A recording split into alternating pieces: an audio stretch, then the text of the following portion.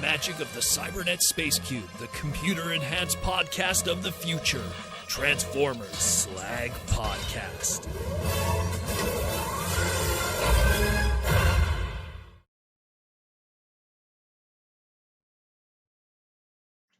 I'm just screwing with you guys. How are we all doing this Saturday night? Or maybe not. I'm sure you people are probably going like, what's going on this late? Proto, I have work tomorrow. Are you on some kind of medication? So I'm going on a trip tomorrow across the Pacific Rim to Japan. And yeah, so you're not going to have me the next couple of days. Let's put it this way. My hair is a mess. I'm just because I'm going to be doing the red eye overnight. I do not care. So a nice 13-hour flight. Ugh. But it is what it is. So I figured since I will not be doing segments this week, a live stream this weekend, and maybe even Monday you might not get me. We'll see how it goes. Uh It's I figure we'll do a live stream today. We'll talk about all the stuff that dropped into our lap. Some of it I'm going to be reading some of it for the first time. All of these listings, oh my goodness, so much news. So much news, but I'll give you my take. I'll let you know how I feel, and we'll just take some super chats and enjoy the rest of the world, so to speak. So, who's in the chat? Who's the brave souls that are doing it at this hour, which you are stronger than I am. So we got T-Formers 2002. What's up? Dylan is here also. Bigham is here. We got Young is here. Who else? Who else? That's it for the patrons and the YouTube members. There's got to be some patrons in here too. Oh, there's Event Prospect. There we go. Good old Event. How you doing, my man? Mayoral. Anyways, we're going to jump into a time of the end. There's one of my old patrons. So we're going to jump into it. We got quite a bit to cover. And then we'll just chill. I am going to be pulling an all-nighter tonight. Not going to sleep at all. That way I catch my flight and then I sleep at least 8 hours of those 13 on the plane. That way it doesn't feel as bad. Because let me tell you something. Those Asia flights, direct, they are brutal. Brutal. So let's get into it, shall we? Let's get into it. Let's start with some nice, juicy images here. First time we're seeing this bad boy now unleashed.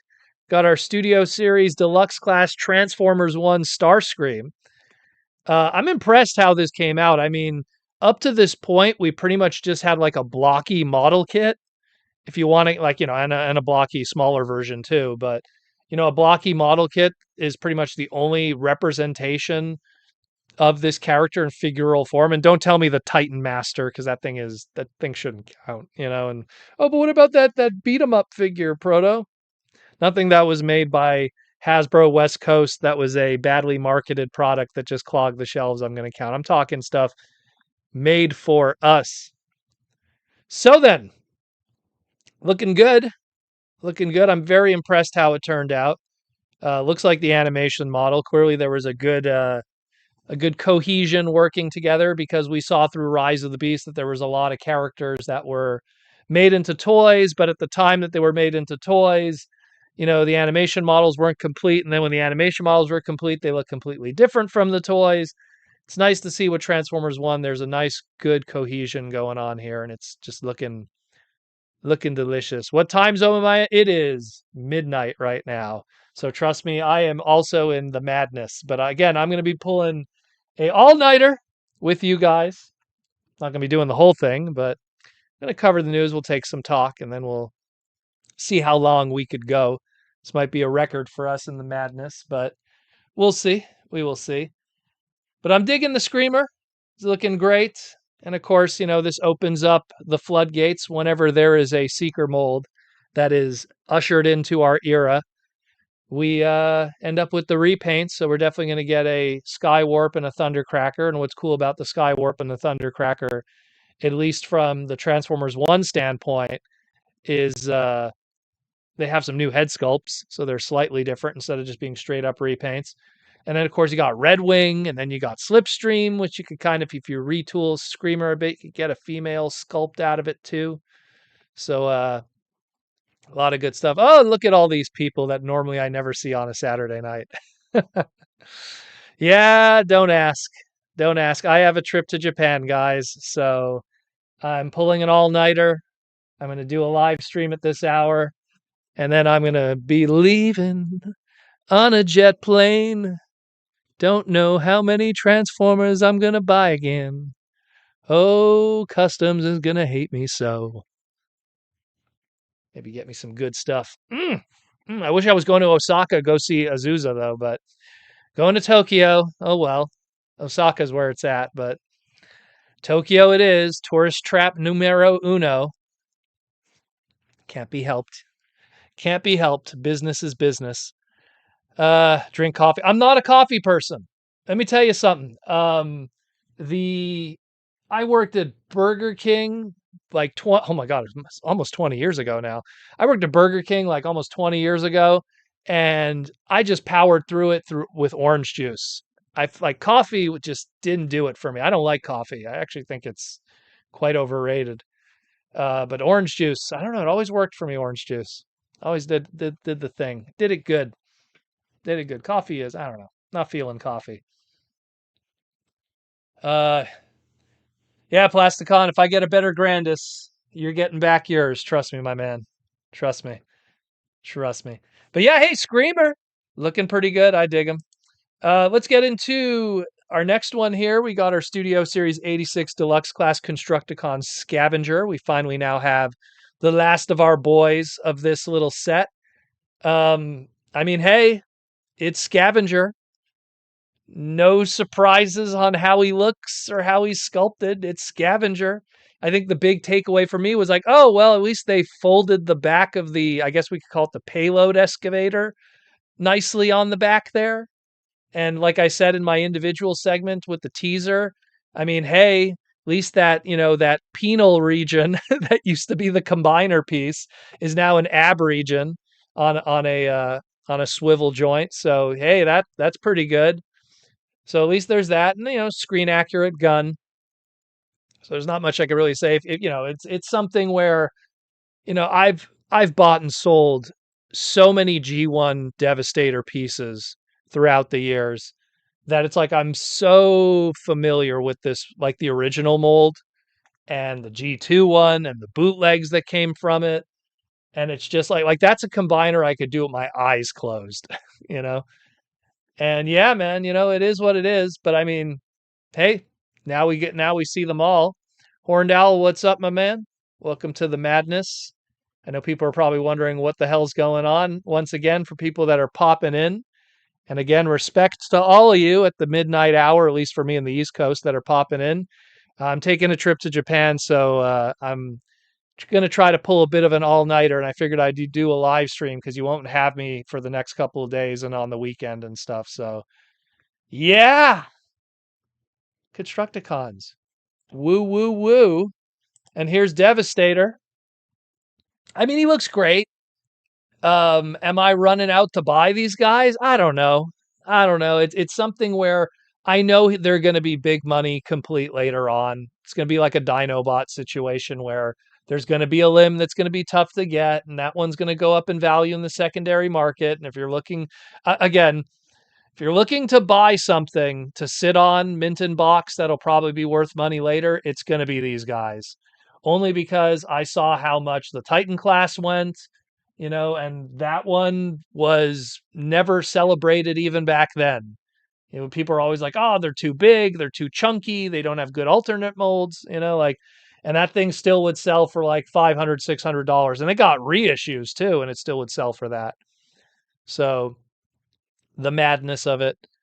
And yeah, like Plasticon said, expect probably a G2 box set.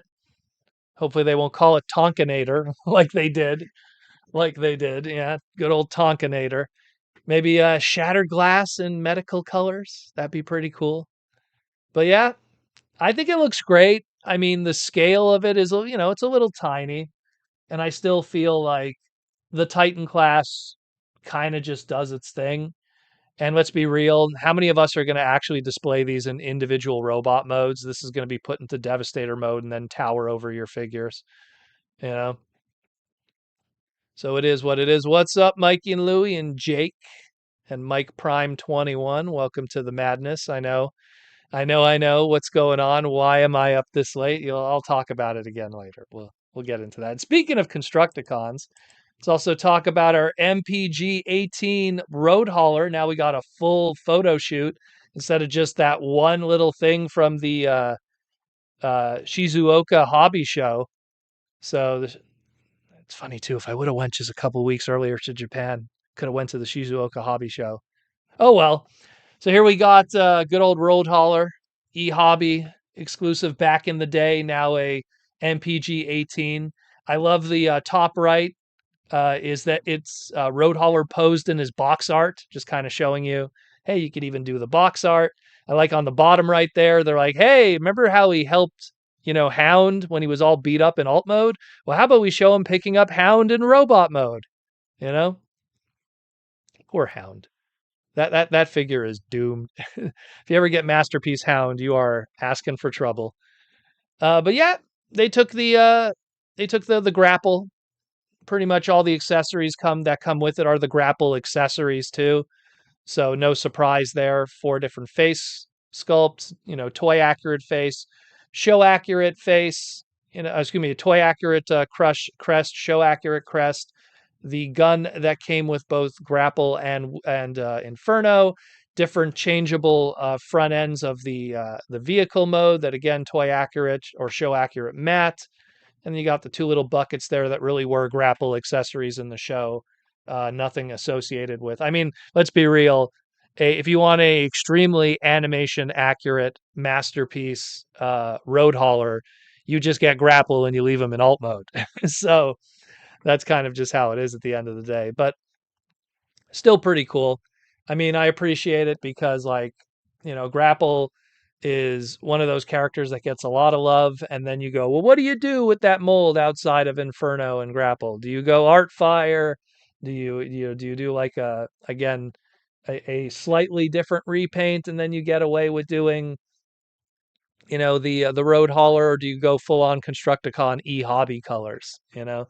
And considering we just came off of the Speedia 500 collection Road Hauler, it's an item that's meant for the more high-end collectors.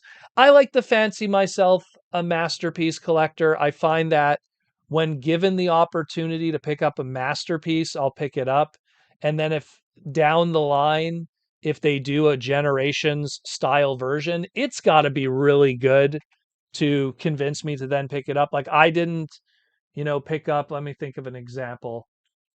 Like when I didn't pick up the tracks that came out from Kingdom. I ended up getting those sent to me by Hasbro when they did their little, promotional box set for Kingdom, but I didn't get tracks when it came out because in my mind I was like, what do I need tracks for road rage when I have the masterpieces? It's just one of those kind of things. So it's very rare that I would get a lesser version.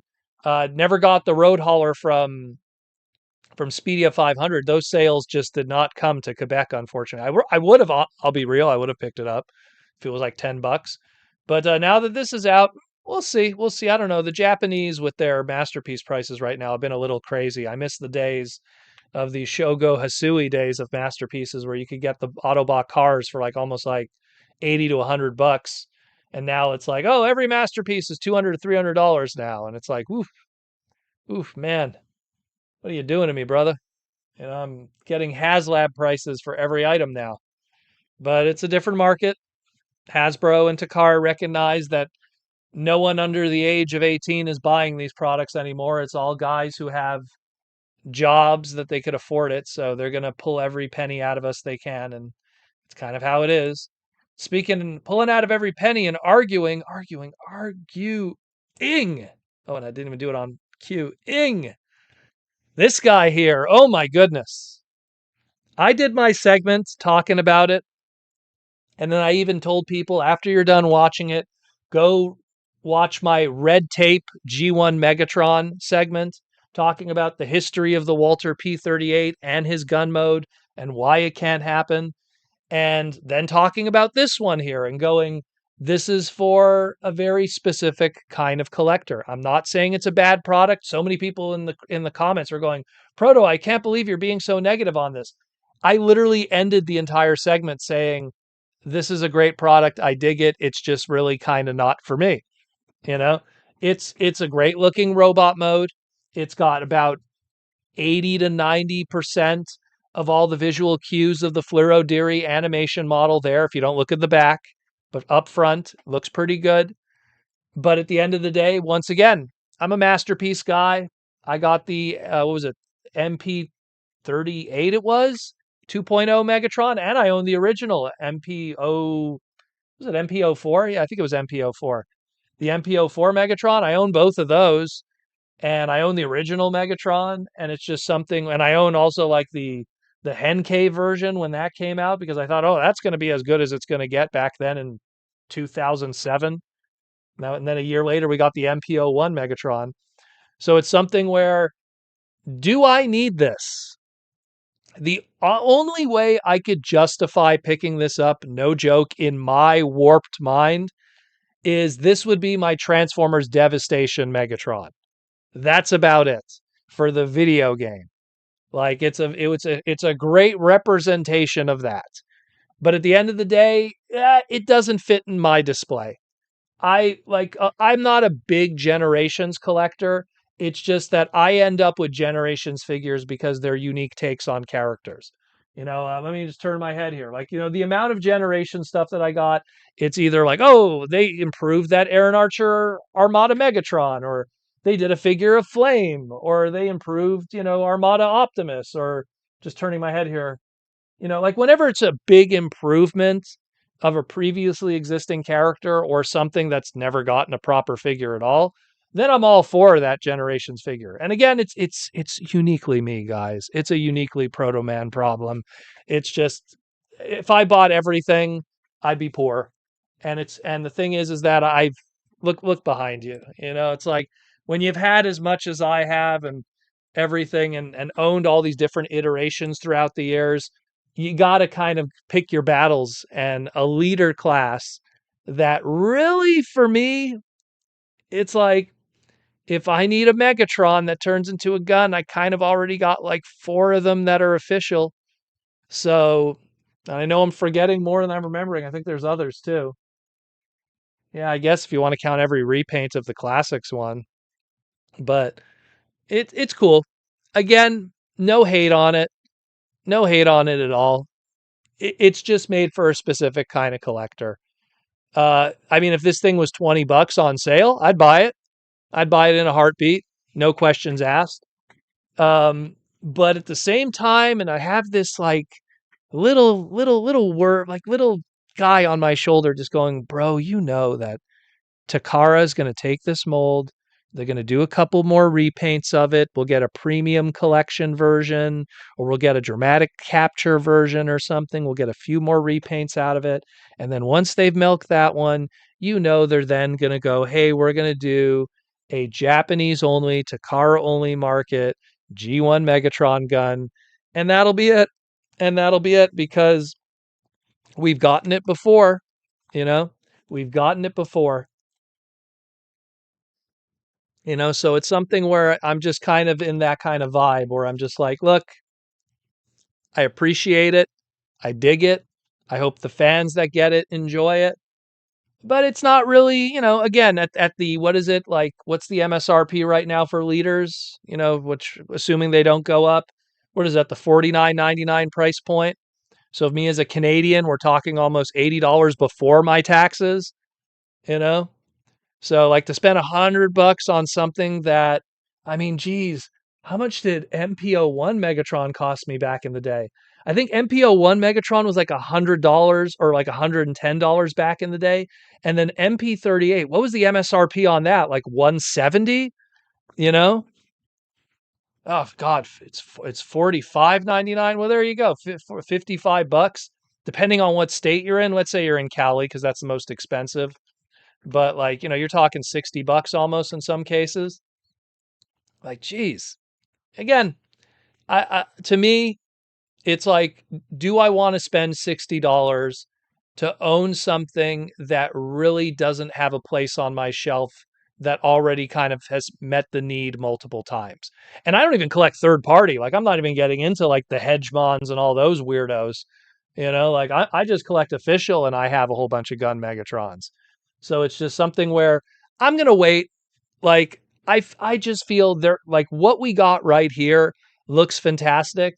And I'm telling you, there is a Yuki Ashima or there is some guy from the Masterpiece team or Shogo Hasui.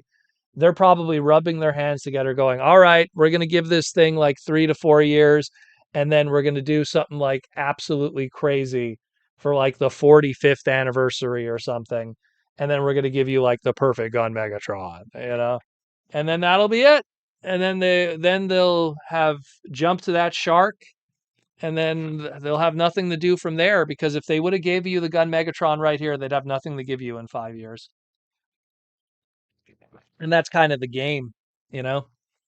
Imagine being that guy back at TFCon 2006, trying to hunt down a Henkei Classics Megatron. Henkei Classics was like the Japanese version of Classics Megatron, and just trying to get it in that gray gun, instead of the Nerf colors, and spending like $70 at a TFCon for it, and like that whole journey and that madness.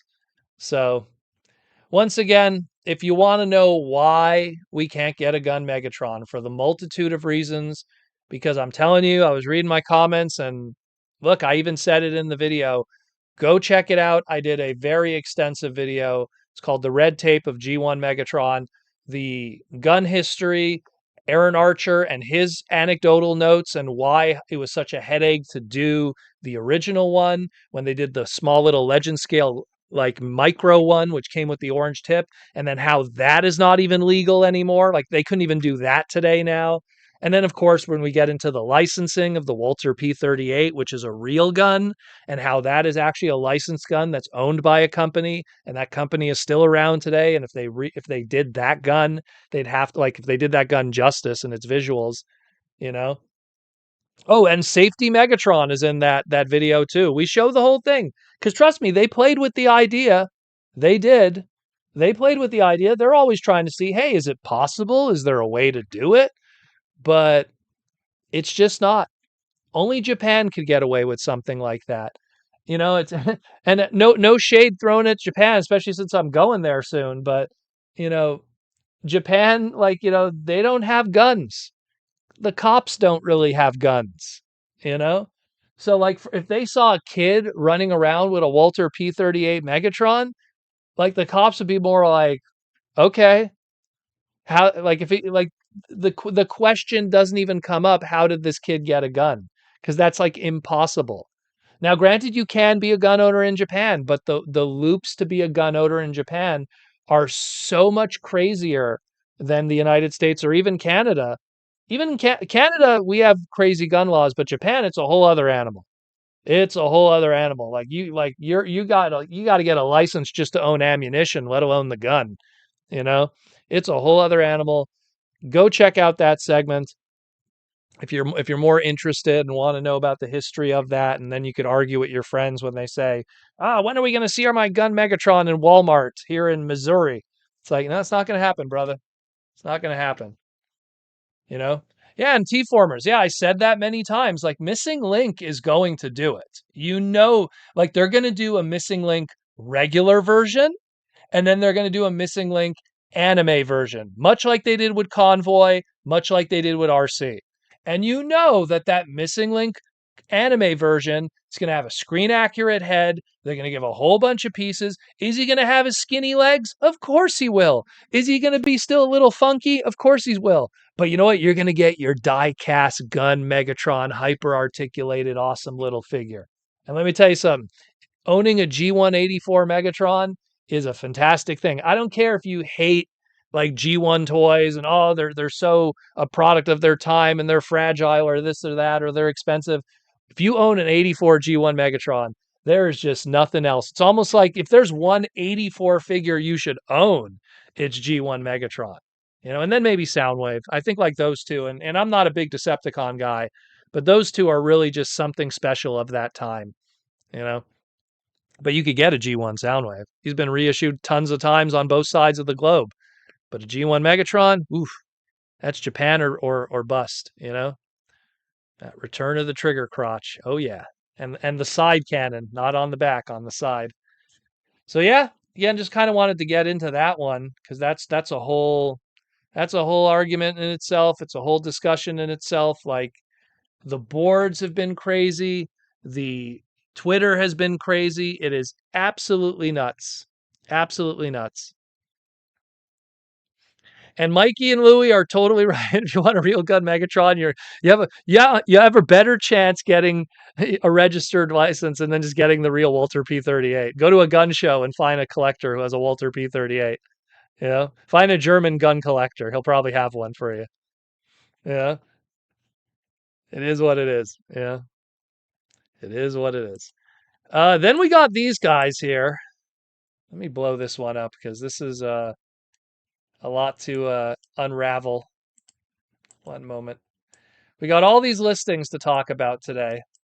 And a lot of these I didn't really go through properly yet. So let's do this together, people. So we got a butt ton of 2026 early Age of the Primes listings, Studio Series, exclusives with Walmart and the retro stuff, Target packs, San Diego Comic-Con, all kinds of wackiness.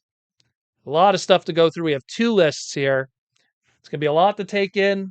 If you want your thoughts, do a super chat and I will shout it out for you. We'll start at the top left here. Voyager Swindle. We are expecting that because we know we're getting our Bruticus. That's going to get a G2 repaint. We'll probably get a Valdicus, aka Ruination repaint at some point. A lot of that craziness. Was it JT that got these lists? I don't know. These were all dropped into my lap. If it was JT Prime, shout out to him. I always want to give credit to the guys who are not ruining the fandom. Good JT. Where are we at here? Of course, the Voyager class Vector Prime. Evan and Mark already said that it's going to be the same tooling, so there's no surprises there.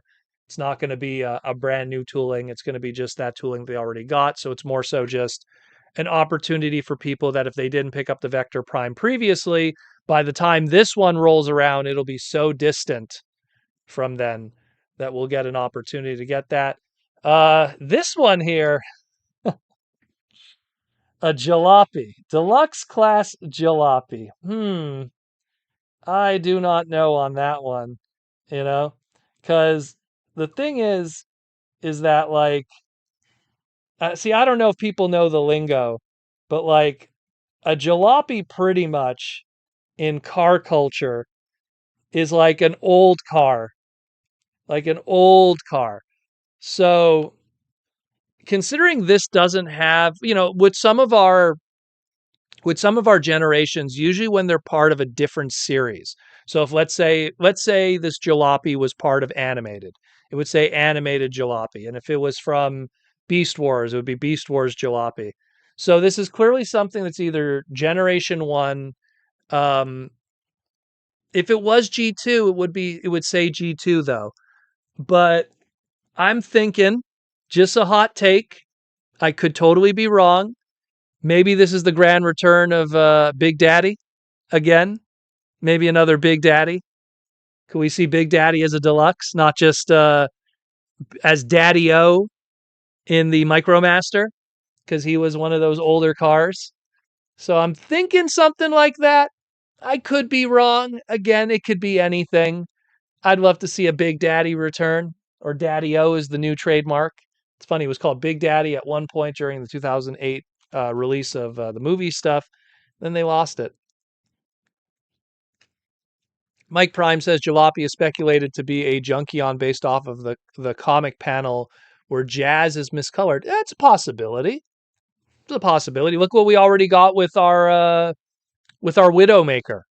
You know, they were like, "Hey, what about that untransformed, orange orange McLaren in the background there?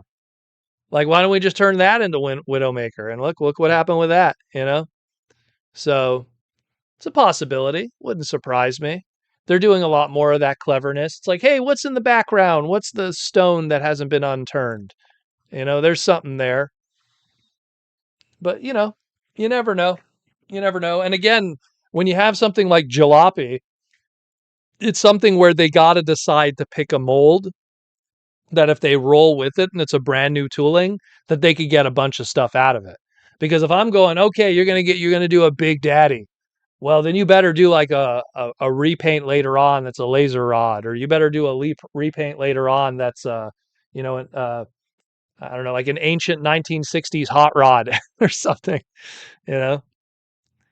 But yeah, I could see that. I could see that. Then you got Joyride. Very cool. Nice to see some more love from these boys. Again, this is another classic example of Mark and Evan. They always talk about how, hey, like we want to finish your micro collections. We want to do that. And it's just, hey, why don't we start doing a new collection of, and especially in this case, of Power Masters? And maybe we could figure out to do a Power Master element there. And what's cool about Joyride is he's one of those Power Masters that has a Japanese equivalent, so you get 2 repaints right out of the gate right there with it.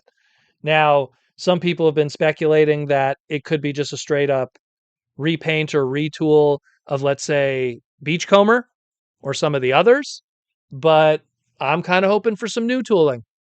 And if they do just a repaint retool of Beachcomber, I hope it's quite extensive, quite extensive indeed. Then you got Tailgate. Again, more mini bots, more love. No surprise with that one, especially considering that we have a swerve. So a tailgate is a given, you know? And I mean, they're probably not going to do it in the IDW. They'll do something that's more Generation 1, but we will see with that one. That was a listing that I believe we saw a while back anyways. I think I remember talking about it in the past on the podcast. I think it was with a listing with a power glide at some point. So then deluxe class Point Blank. This one, I'm hoping that this isn't a reissue of the Point Blank that we got before in Legacy. I'm hoping this is one that's way more anime toy accurate. The Point Blank that we got initially was based more off of the comic book and the cartoon appearance, which I was not a fan of.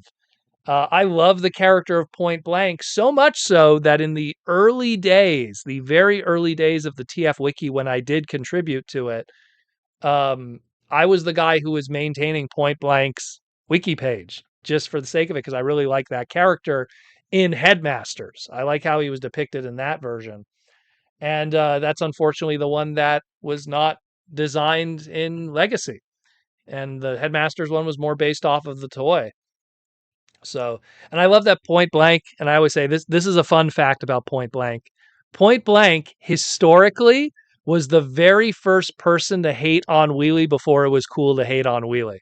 He was the very first, like in fiction, he was hating on Wheelie and telling him to get the hell out of here long before it was hip in the early days of the fandom to go, Wheelie sucks, So that's a nice little fun fact with him. So I hope it's based off of the Takara animation model, because I was not a fan at all of what they did.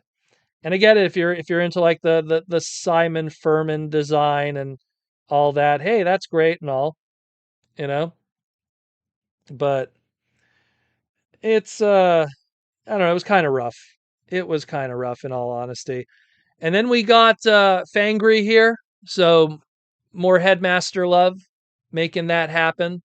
So that one's not a surprise either.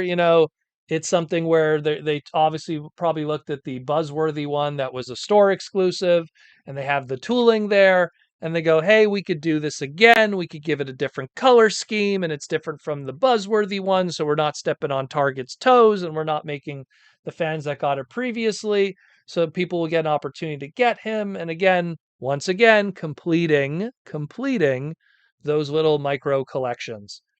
Leader class Armada Megatron. I guess it's going to be just a straight up reissue of the original Armada Megatron. There's not much you could really do between the two. I mean, we have our Galvatron, so it's not like it would become Super Megatron as Galvatron was called in the Micron dub. So it's something where I guess it's just them going, hey, did you miss out on Megatron the last time? Well, it's 2026. You could pick it up again, and then you could bring it to Aaron Archer, and he'll sign it for you or something. So I guess that's one way to look at it. Let's pull this more up. Here's a weird one. Unicron Soldier. What is going on there? Are they doing the deluxe class Cybertron Unicron tank and just doing that? I mean, we know really what's going on. It's called, we have a Unicron trademark. It's going to expire. We need to do something, and then we're good for another 4 years. So that's what's really going on here.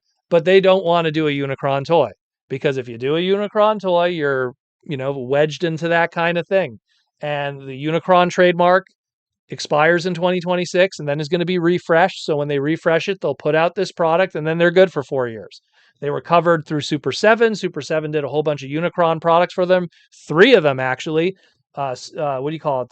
Funko Pop did one for them. So they were pretty covered during those lean Unicron years where there was no Unicron product, but the licensors took care of that. So now you got Unicron Soldier for 2026. They good, son. So it's just a matter of what is it going to be. That's a good guess from Leo. Repaint of the Fallen, retool it into that Unicronian tank one there. It was supposed to be Unicron for Cybertron, but it then became kind of an army builder after the fact in the fiction. So I could see that. Could be just a stand-in name for something else. Who knows? But that's what they're going with. That's what the licensing and registration is. So that's what they're going to go with. Mikey and Louie, please look at the Marvel Unicron soldiers. That'd be amazing. You talking about the little Unicronian dudes? I don't think it'll be those, especially at a leader class. That'd be a crazy little box set. And then, of course, Liege Maximo. We already had a listing for him at leader class anyway, so this isn't a surprise. But I said this before.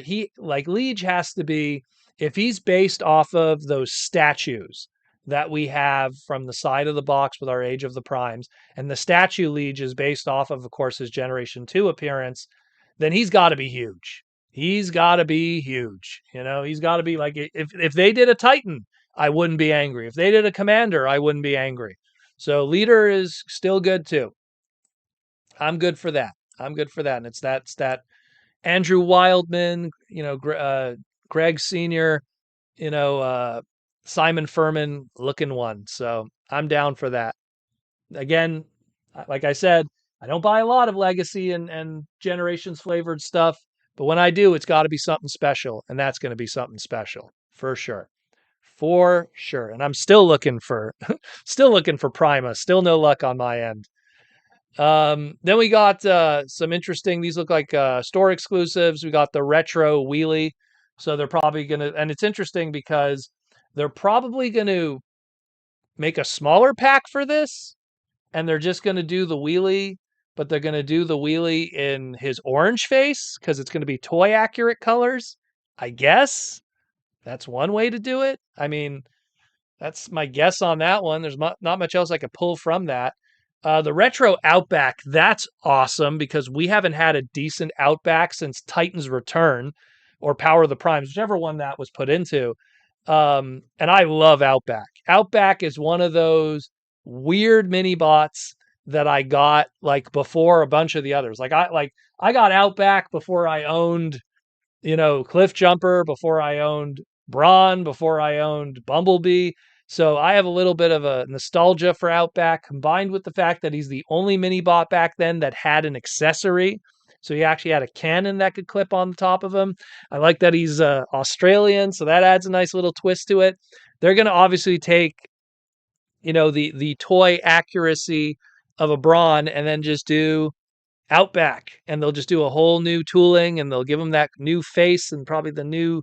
Oh man, it's gonna be so cool. That's gonna be so cool to get Outback. And again, a big reason why we're also getting Outback because Outback is also a GI Joe trademark. So it's one of those things that on the Joe side, if it doesn't get used, they got to use it on the Transformer side just to keep it going. You know, just to keep it going. Look up GI Joe had a Shockwave. GI Joe had a side swipe. You know, there was lean times where it's like Hasbro's going, "Hey man, we didn't do anything with Shockwave," and then GI Joe be like, "We got you, we got you." You know, we got you. Don't worry about that. Um, let's see here. Why I see the stone Unicron from Transformers Prime. That'd be really cool. I am surprised. I'm still surprised to this very day that that never found any way to be released in the Western market. I get it because the only argument I could give is if you've ever messed with that figure in person, it's a weird price point because especially even at that time during Transformers Prime, it definitely wasn't a deluxe, but it wasn't really a Voyager either. It was kind of like this in between of a Voyager and a Leader, and they just didn't have the right price pointing to it.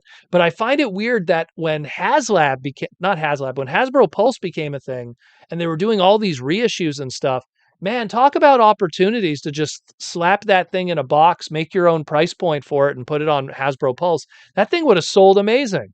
It's a Unicron toy at the end of the day, one that was not available to the rest of the world. And it came in two versions, technically three, if you count the black repaint, the lucky draw. And again, tough to get, man. Tough to get.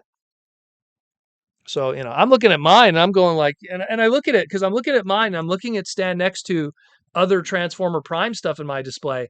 And it's just like, it's bigger than a Voyager in terms of part count and price and everything, but it's not big enough to be a leader. So that's and that's the problem with the West is when you have price points and it doesn't fit into a box that works for your budget. It's a tough one. Tough one.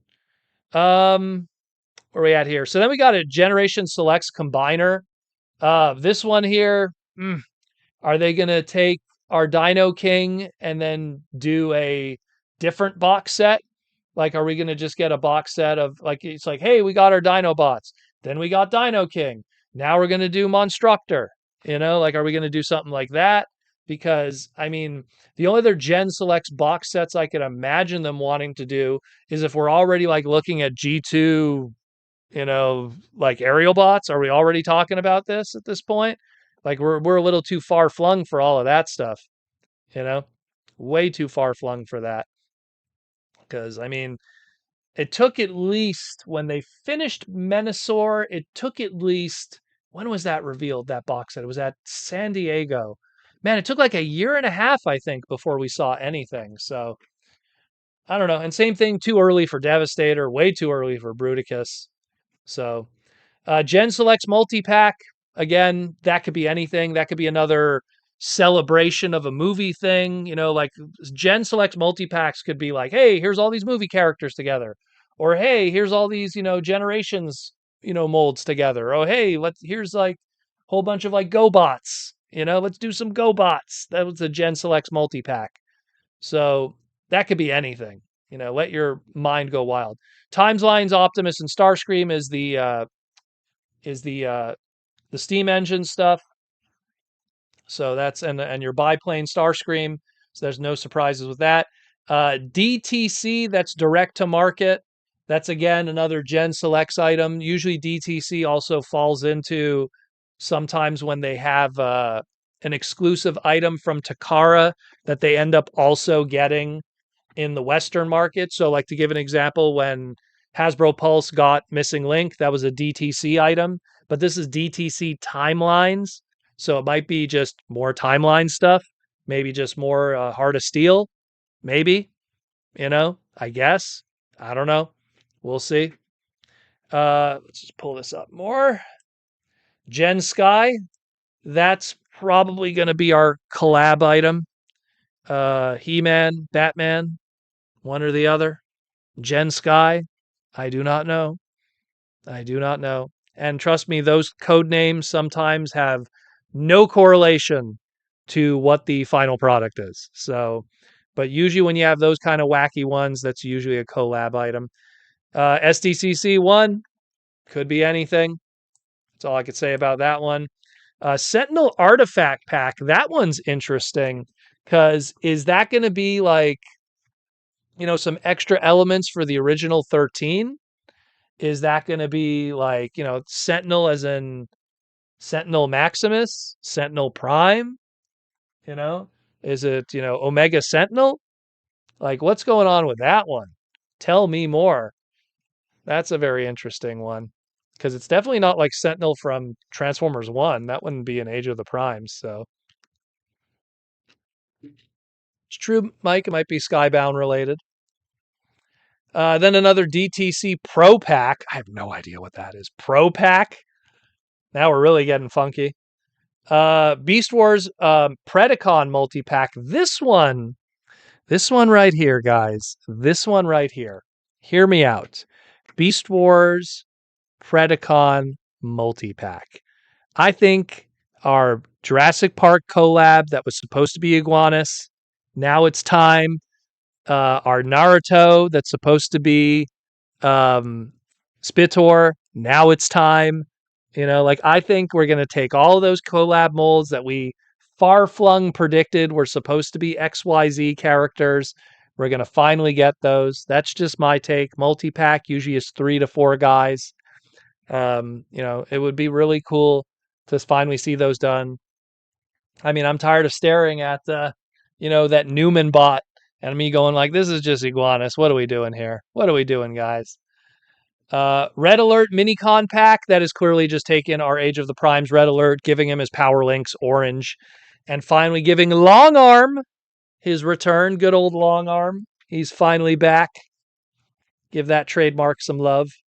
It was first from the good old Cops days, fighting crime in a future time, and then that trademark was then put over into some loveliness throughout the years of Transformers and in Armada, and then of course getting a little love through animated, and now we got Long Arm over here, the Minicon. He's back.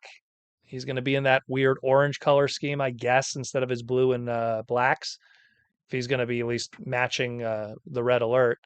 But hey, more Minicons. Be cool if they get more Minicons in there. Like, what if they put like 2 Minicons in there instead? That'd be really cool. That'd be really, really cool. And then Age of the Primes Energon 4. Energon 4-pack is in Energon the show. Energon 4-pack as in Energon the material. Energon 4-pack as in Energon upgrades. Energon material, Energon coloring, Dark Energon, Transformers Prime. What is this Energon? Is the 4 for that? We don't know. We don't know. Let's go to the next list. We're not done here. Get your coffee, even though I don't drink it, but get your coffee because we're going to be here a while, boys and girls. You're going to be here a while. And thanks again for look at 153 people, and it's. I got to give props to my fandom. I got to say, we're almost at 1 a.m. and you're still with me, boys and girls. Beautiful. Beautiful. I need some more water. Do I got more water here? Okay, I got more water. All right, let's go. Let's go. Studio Series. Studio Series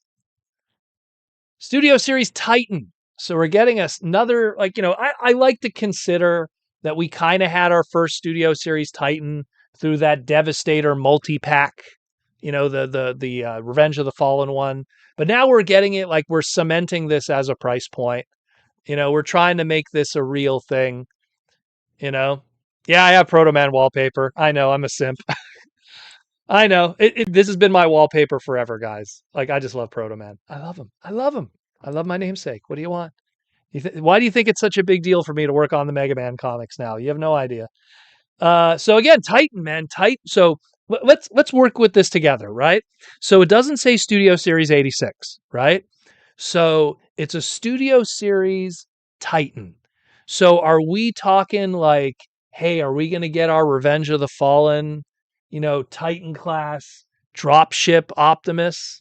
Like what's his name there? Oh my God, why is his name escaping me? I'm looking at him right now in his fragility. Someone in the chat, help out a brother. He's tired. He's going on no sleep. He's going to pull an all-nighter. He forgot the name of Stratosphere. Woo! It just came to me now. Now here comes all the Stratospheres in the chat. Here it comes. Here it comes. Here it comes. There we go. Stratosphere, Stratosphere. Yeah, man. Like maybe we're going to get Stratosphere. And then they'll have a little micro, leader legend scale Optimus with it. I mean, that's all I could really say because again, the way I kind of break it down is they would put an 86 in front of it if if anything was happening. They always put that 86. So very interested. Some people have been saying like, hey, here's our chance for Metroplex again for Studio Series 86. Dude, I'm totally with you with that too. I mean, just reissue that old one. Don't even have to put tooling into it. Just reissue the old one. David Cabal, what's up, brother? What's up? You're in the West Coast, so you're not realizing how crazy this is for me right now. I'm going to be flying over you soon. But yeah, I mean, I could see them doing the Titan Metroplex, just reissue that again. But if they want to do something fresh, that too. But I mean, Stratosphere, that's another one. Here's one, man. What Studio Series role play? So here's what I think with that one. When I read that, I was like, there's only one in my mind that makes sense, and don't say Gun Megatron. There's only one that makes sense in my mind. And it could be a unique price point, nice and big. And you know who that would be? I want to see what people guess first. What do you think I'm thinking? My only hint that I'll give to you, it's Bay movies. That's it. What do you think it is? Role play, studio series, Bay movies, unique price point because it's a role play price point. What are we talking here? What are we talking? And it'll be probably his best figure he's ever gotten because he's been shortchanged forever. And the only time I ever saw a good version of him was at BotCon 2008 in the custom class. Not the custom class, the custom release. Someone made an absolutely amazing version of him that was actually transformable. All very good guesses. I'm going for Transformers Studio Series Frenzy because I got to see firsthand at BotCon 2008 that it could be done. A guy bought the actual radio that was Frenzy back in the day, and he built a transforming Frenzy figure, 1-to-1 scale, brought it to BotCon, and it was amazing. Amazing. I wish you know what? Guys have to remind me in the future. I must have photos of it from back in the day, and it looked great, you know? So I could totally see that. Titan class K. Well, that wouldn't be role play. But I mean that's what I'm thinking. I mean, it would be really a big hit or miss if they do a role play item like a role play item, like, oh, it's a mask transform or something. Leave that stuff out of our studio series and stuff like that. You already put out a whole bunch of Transformer One role play products that didn't sell. You already put out a whole bunch of Rise of the Beast products that didn't sell. Why would you do that again in that kind of element? There's an opportunity here. Clearly, role play is a little bit of a code name or a price point. So very interesting. And not to mention, make a note, like look at the G code. So you have like, let's look at we'll just jump ahead. The leader class 86 Blitzwing, G code 2187. And then when you jump to like the Titan class at the top here, G1888, and then the other one's G1889. So this is clearly something that's not in that Titan class price point, but it's its own price point completely, and not just a code or a code name for something. So it's really cool. There's some good guesses there. I'm seeing some really good ones. That Allspark one's another really good one. But the Allspark one, it's got to have a transforming element. And I understand the Allspark, it kind of Rubik's cubes and shifts and everything. And still to this day, I don't know why Hasbro never made a Rubik's Cube Allspark toy. Talk about a missed opportunity there. Do some kind of, collab or whatever. I mean, they did some other cube stuff that I bought back in the day, but those I bought them from Party City, if anything. They were like a gift bag, little Rubik's cubes. But let's get into Studio Series Leader Class 86 Blitzwing. Man, I am really hoping it is not the one that we got before, but I get a feeling it is, and it's going to suffer from Kingdom Galvatron syndrome, where you're taking molds that weren't made for Studio Series 86 and you're kind of putting them in there because you just have nothing to do for the time being and you got to do something with that Blitzwing trademark. So, yeah, it's going to be Hulkan's Blitzwing. Here we go. Leader class TF7 Scourge. I guess they want to put that out there again. That was wave 1. So was that tough to get, that Scourge? I don't know, because again, that was wave 1 and that came in a Hasbro press kit to me. So I would assume that it was plentiful. Wave 1 product is very plentiful, and Rise of the Beast product in general didn't sell very well. Obviously the collector stuff was more interesting, but it is what it is. Voyager class Studio Series 86 Cyclonus. Let me tell you something. That Kingdom Cyclonus was voted by the fans one of the greatest Transformer toys ever made during that era. They did so many repaints of it. I mean, if they do another repaint of it that's extremely screen accurate, it'll sell very well. That Cyclonus is very beloved. A lot of people love it. We did our top 10 Transformers of 2021, 2020, and that thing won by a landslide. By a landslide. People loved that mold. So it does not surprise me that it's getting the 86 treatment. And that's one that, you know, that one makes sense. And I remember Mark and Evan back in the day saying that there was some Kingdom toys that were designed at the time when Studio Series was still floating around, and their Studio Series product that just kind of ended up in Kingdom. And that's clearly an example of that. Clearly. Voyager class TF4 Optimus EV. I'm going to assume what's going on here is because, again, Transformers 4 would be the Age of Extinction. So we're probably looking at Beat Up Prime, maybe? Is that what we're talking? Because it's the Voyager class, not a leader. So it could be just that Beat Up Cab, maybe? I guess. Different coloring. Do something a little fresh and different. So that's what I'm assuming for the evasion, because that's what it was called before with Age of the Primes, the evasion mode prime. So popping with that. 86 Wheeljack, man, really? It's like, think about it, right? We got the Earthrise Wheeljack, then they did the Netflix Wheeljack, then they did the screen accurate, kind of better colored Wheeljack through that Autobot pack that was really good. What are they going to do to this Wheeljack that's going to make it even better? Are they going to add like 2 paint decos and call it a day? And now it's 86 Wheeljack. Once again, I got a Masterpiece many years ago that did the job and did the job swimmingly. And then they did the Masterpiece Plus edition, which was the anime one, which came with a whole bunch of other great stuff. And then you got the Amazon exclusive bonus pack that came with it, where you got extra accessories. So I don't know what they're going to do here with this one. Again, I don't want to hate on Wheeljack. I love his design. Good old Steel Jeeg, if you know what's what. But I mean, what are they going to do this time? Especially for the people who bought the 4-packs and everything. So, I mean, it's one thing if they let hey, we're going to do the best version of exhaust ever. Studio Series 86 exhaust, even though that wouldn't make sense. But I don't know. That's kind of fun. Oh, we got more. Silly me. I thought we were done. We got TF4 Bumblebee. Help me out here. Which one would this one be at this point? Just a slightly different spoiler? We doing this now? Is it beat up Age of the Primes Bumblebee? Is it I don't know. Did we get an Age of the Primes Bumblebee? Did we? I think we did. I don't know. It's hard to keep track with the Bumblebees now at this point. So, but yeah, hey, another Bumblebee. Another Bumblebee. TF1 Deluxe Class Soundwave. Freaking awesome.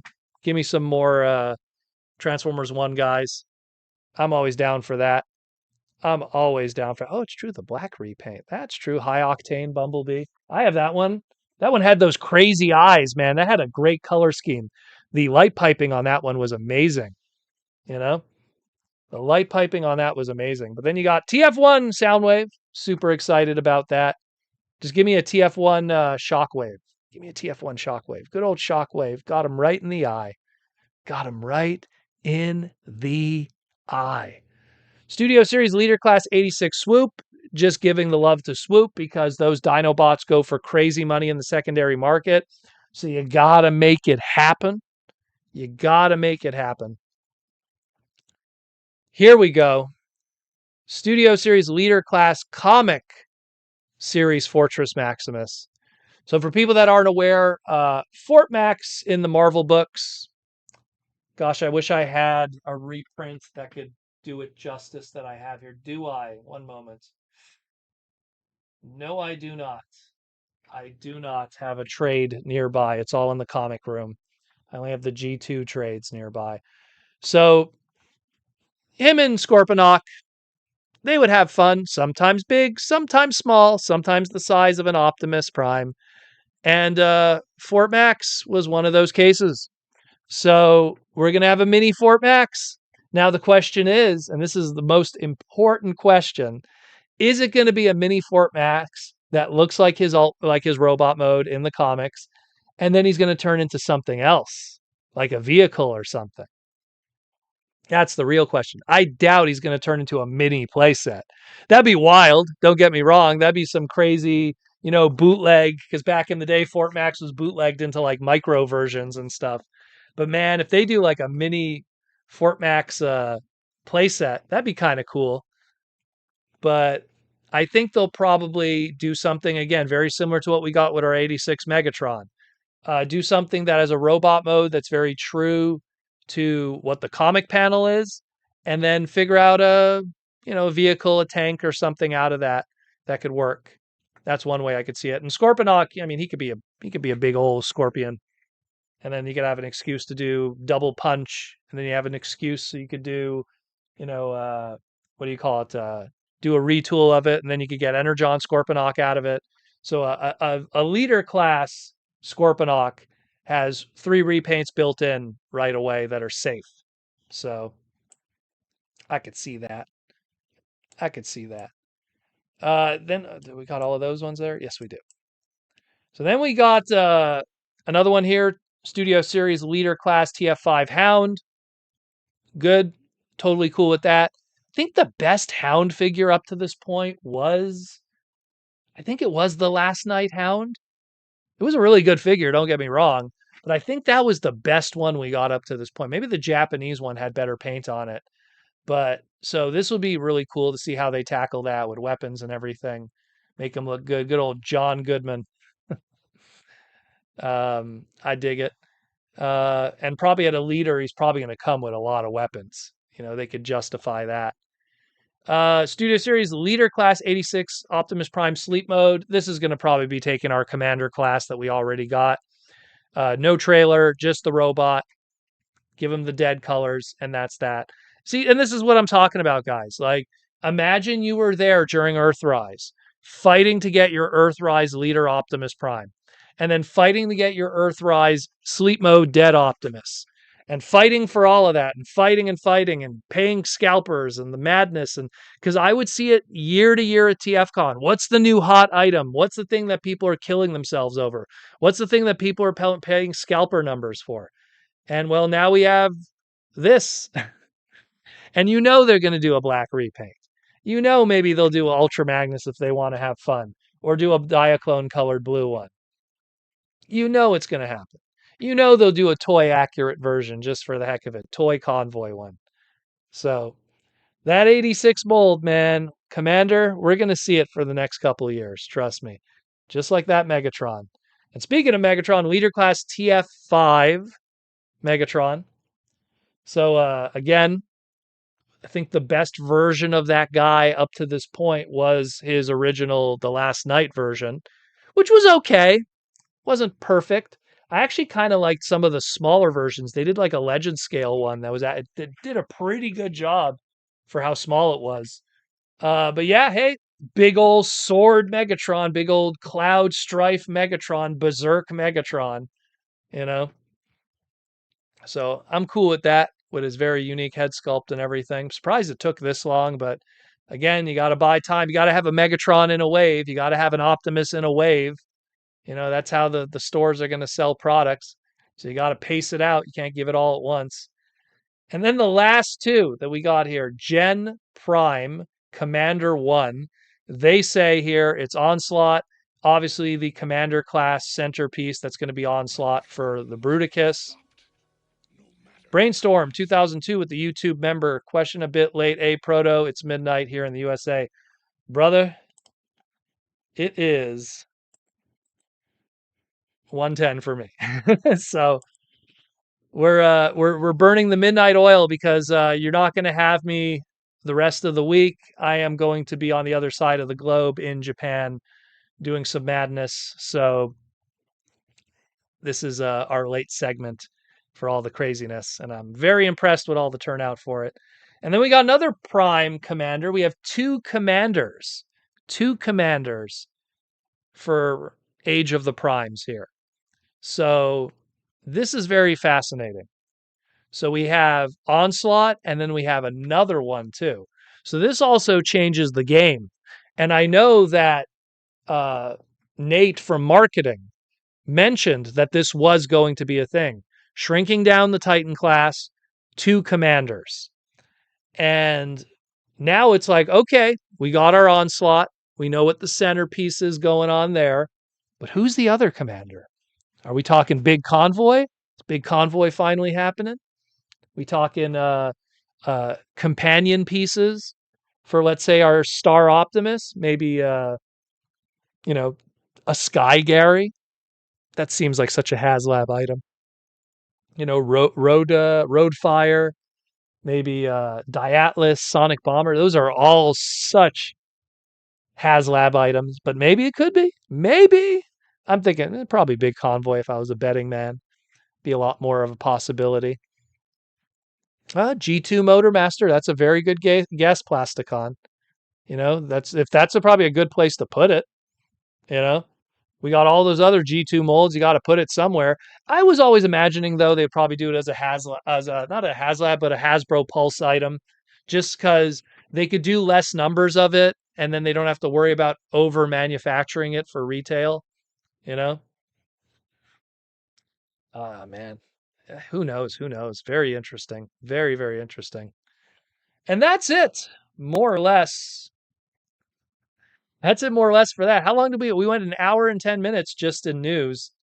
And of course, also, like they showed this guy off. No surprise. It's, instead of it being the Siege one, they're using the 3-pack.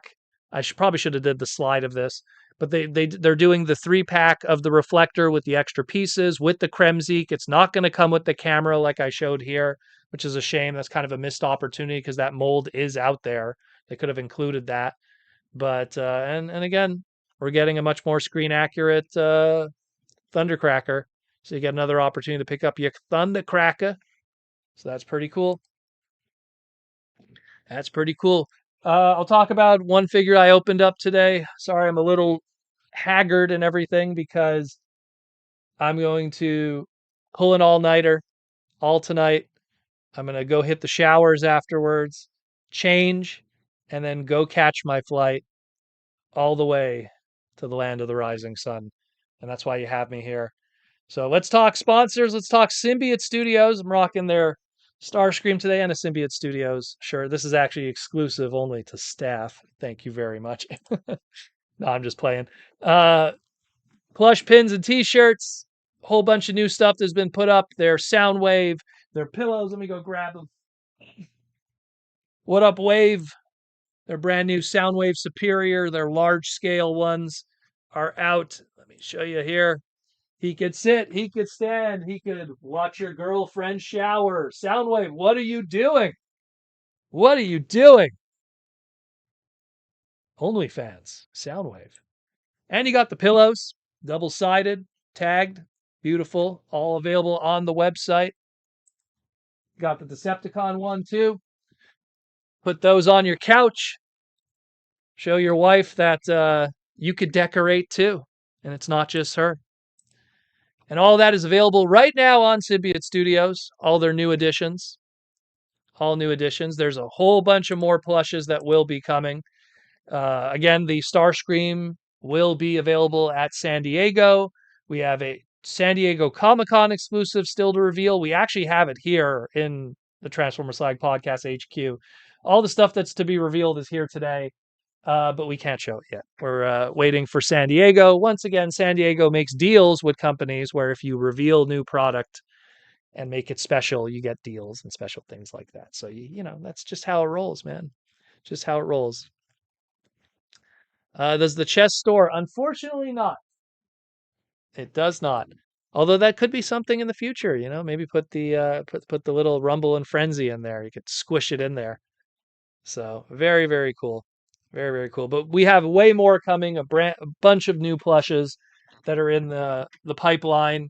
So stay tuned for that. A whole bunch of other items. Again, if you're also into video games, they have all theirs. They're having a sale right now on the Power Ranger one for the Rito Rewind, so you can get that one.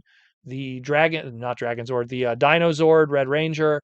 I believe it's $10. It's on sale, that one. So you can pick up that one too.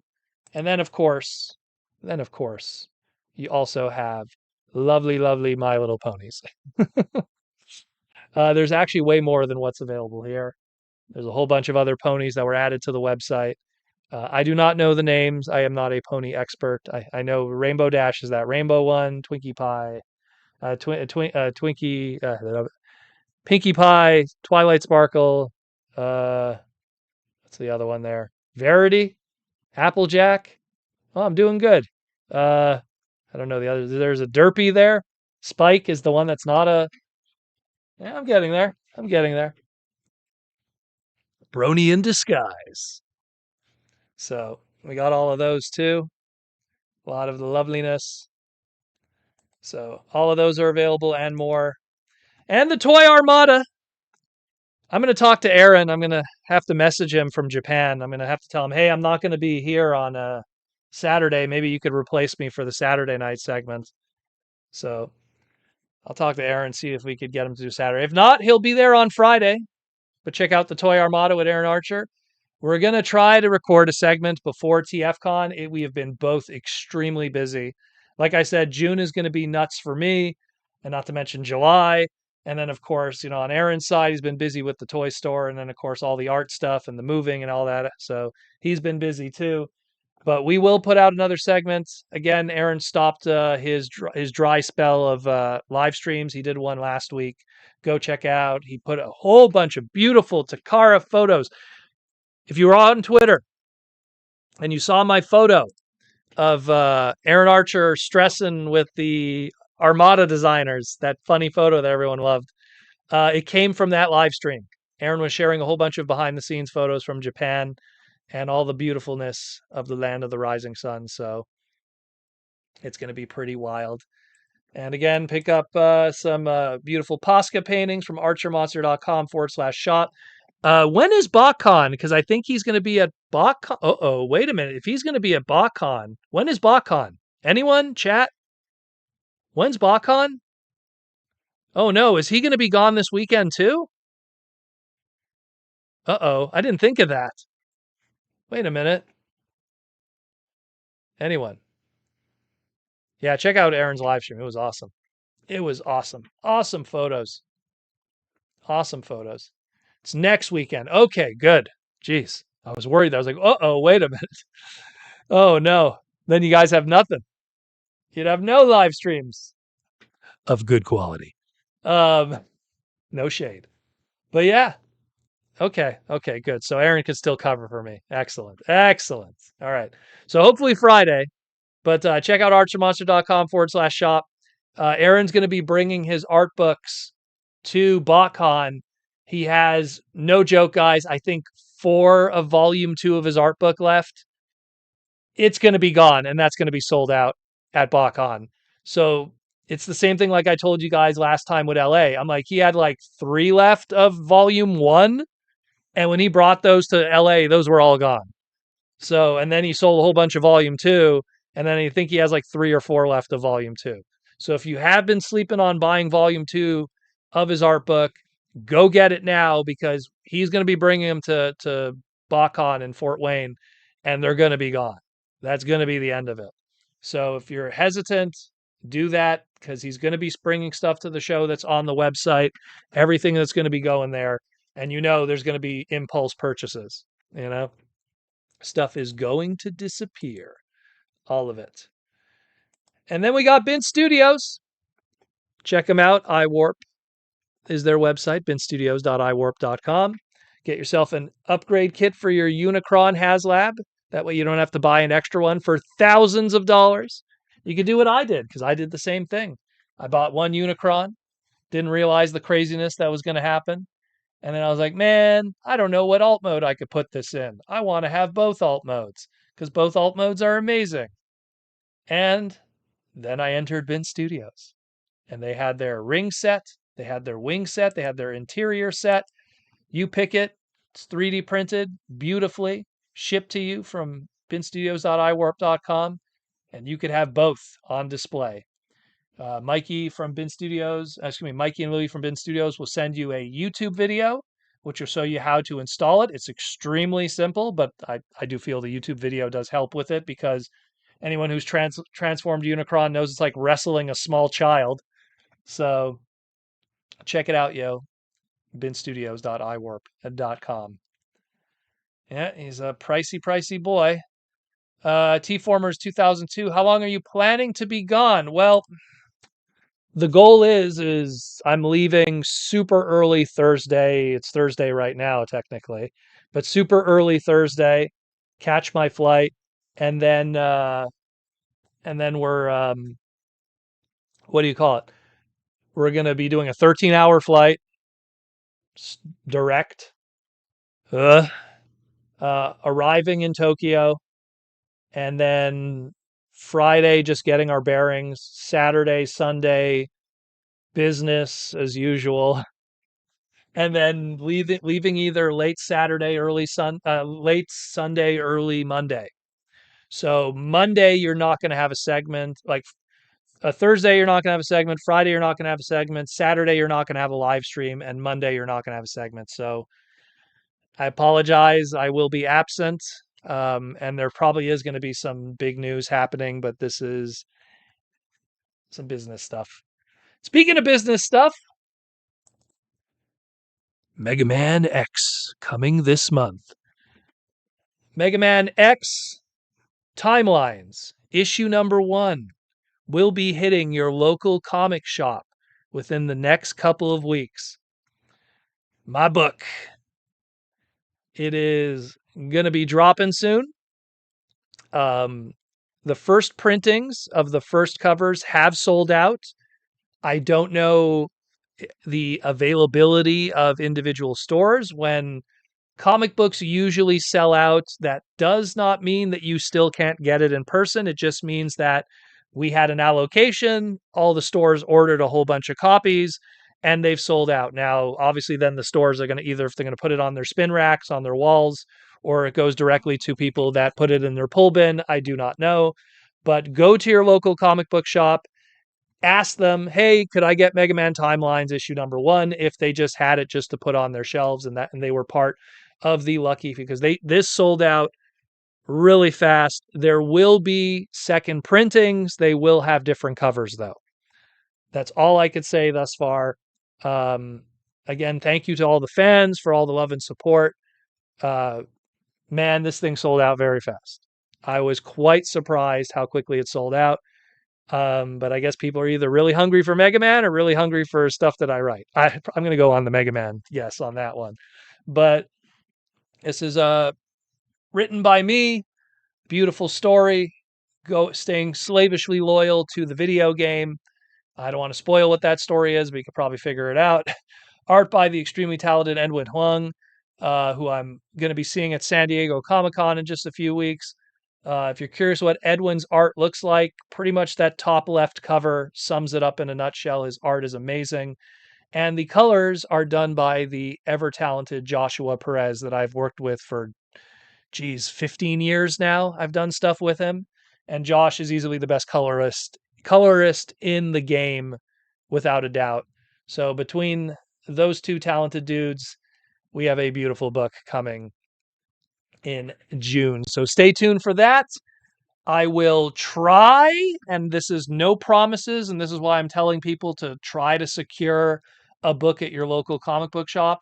I'm going to try to have some copies at TFCon, but I cannot make any promises because it's sold out. I'm going to probably get a few copies for just for myself. I don't even have my own copies.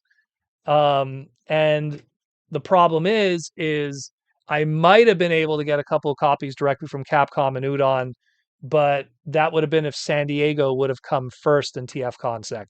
Giggity. But unfortunately, TFCon is going to be coming first, and hopefully I could get something. If I have something, I'll announce it. I'll announce it on way before we come to the show and stuff and everything. But right now, I'm just going to try to get whatever I can. We will have TFCon exclusives. We will have that at least in terms of a transformable exclusive figure. We'll keep you posted on that one too. And we will see in the coming weeks. It's going to be madness. Madness. And that's it, more or less, for the news and the sponsors and the everything. So we're going to open it up to super chats, and we're going to see how long we could go until Protoman knocks out. Going on this much water, and I have a second one down here. So we will see how long Protoman could last. So I picked up on my birthday last week, picked up this guy. Normally, I'd be waiting for Earthspark stuff to go on sale, and this did go on sale, although this one has a ripped one. Do I have one that's not ripped? Oh, I do. There we go. Here's the other one. I didn't open up Nightshade yet, but $9.99 Canadian, so that's like $7 American. So I got the Prowl, and I opened them up for obvious hot rod reasons. And yeah, man. I mean, I messed with the original Cyberverse one, all those years ago, and this is a fantastic mold. I always felt this mold, they could have back then also done like a Cybertron hotshot out of it. Because if you look how like the pipes are and everything, like they could have totally gotten away with that. But very, very cool. I like the two different tampos of different colors there. So that's a nice touch to do that and everything.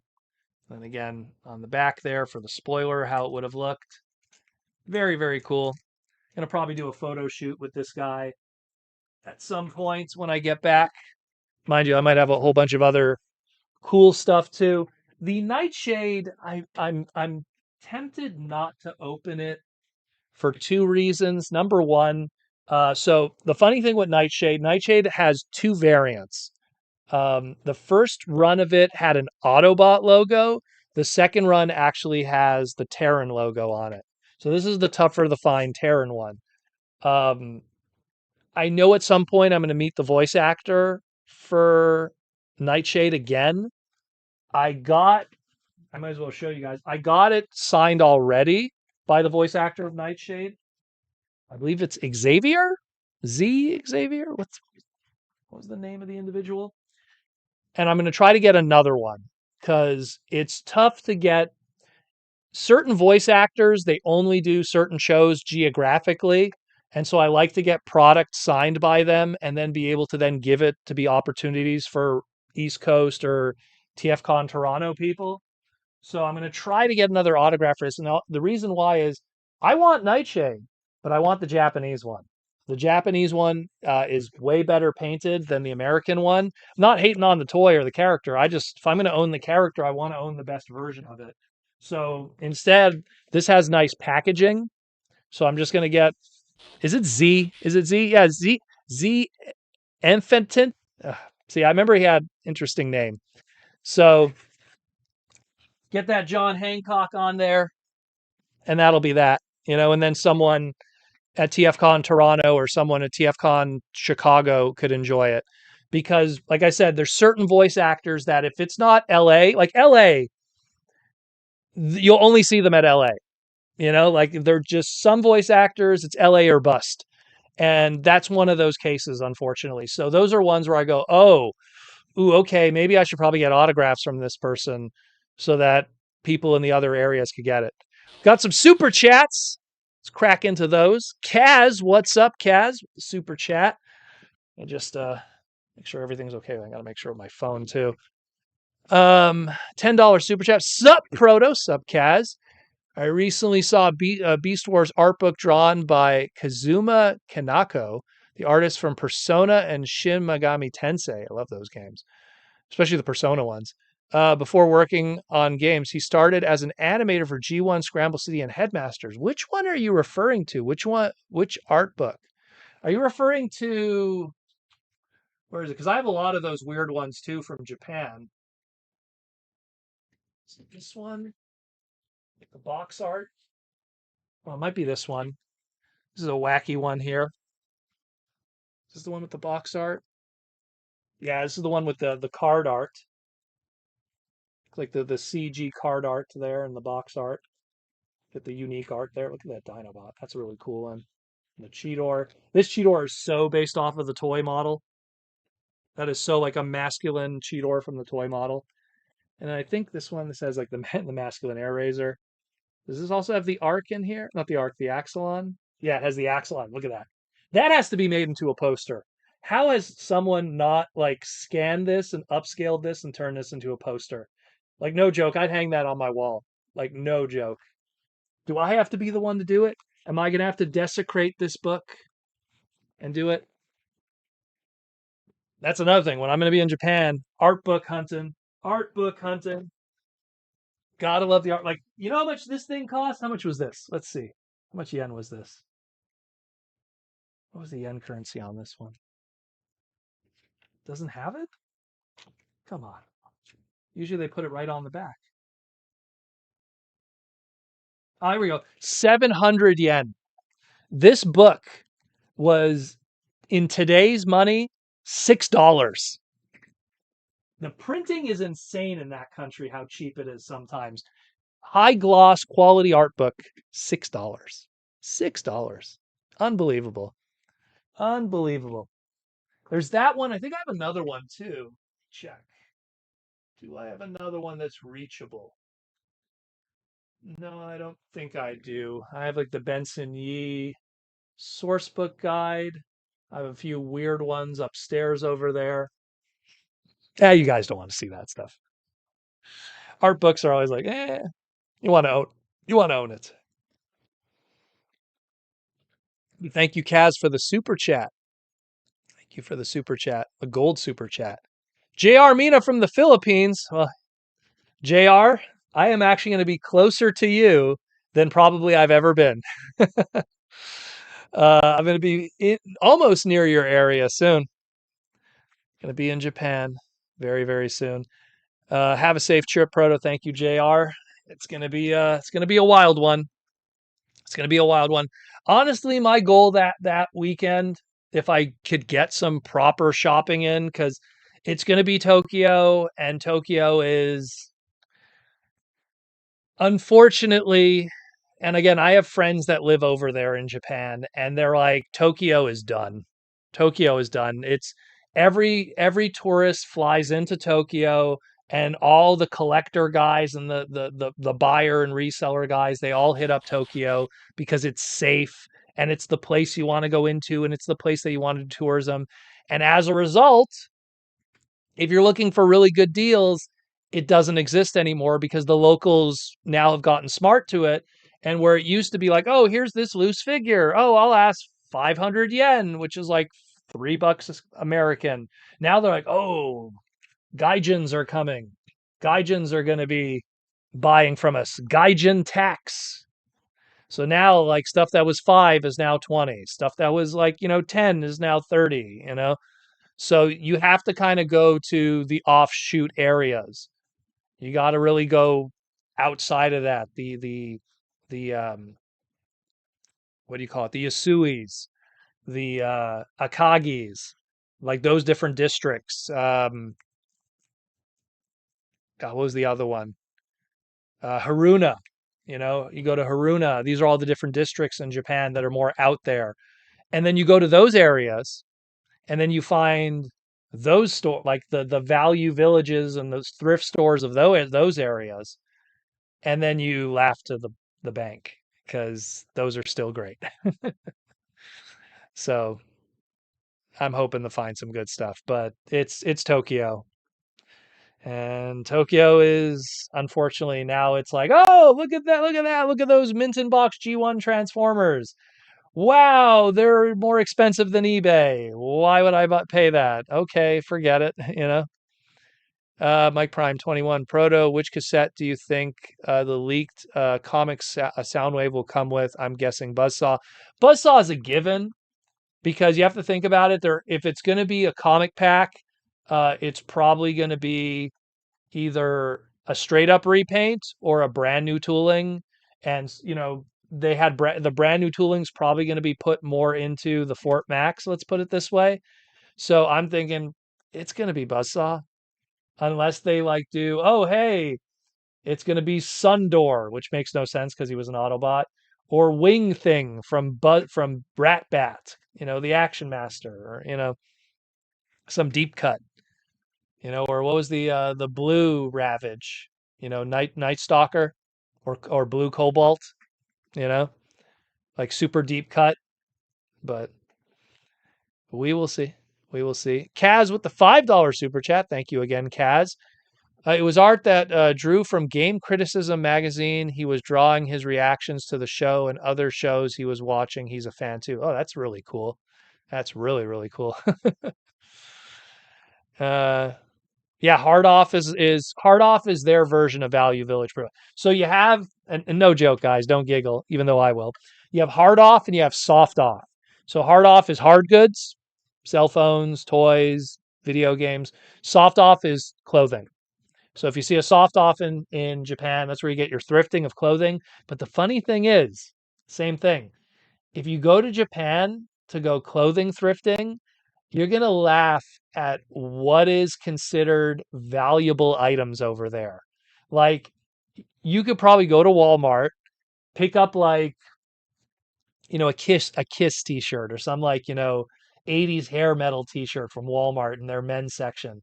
Wear it for a bit, get it all roughed up, and then that'll end up in Japan in their thrifting stores, and it's going to be like a cool American shirt.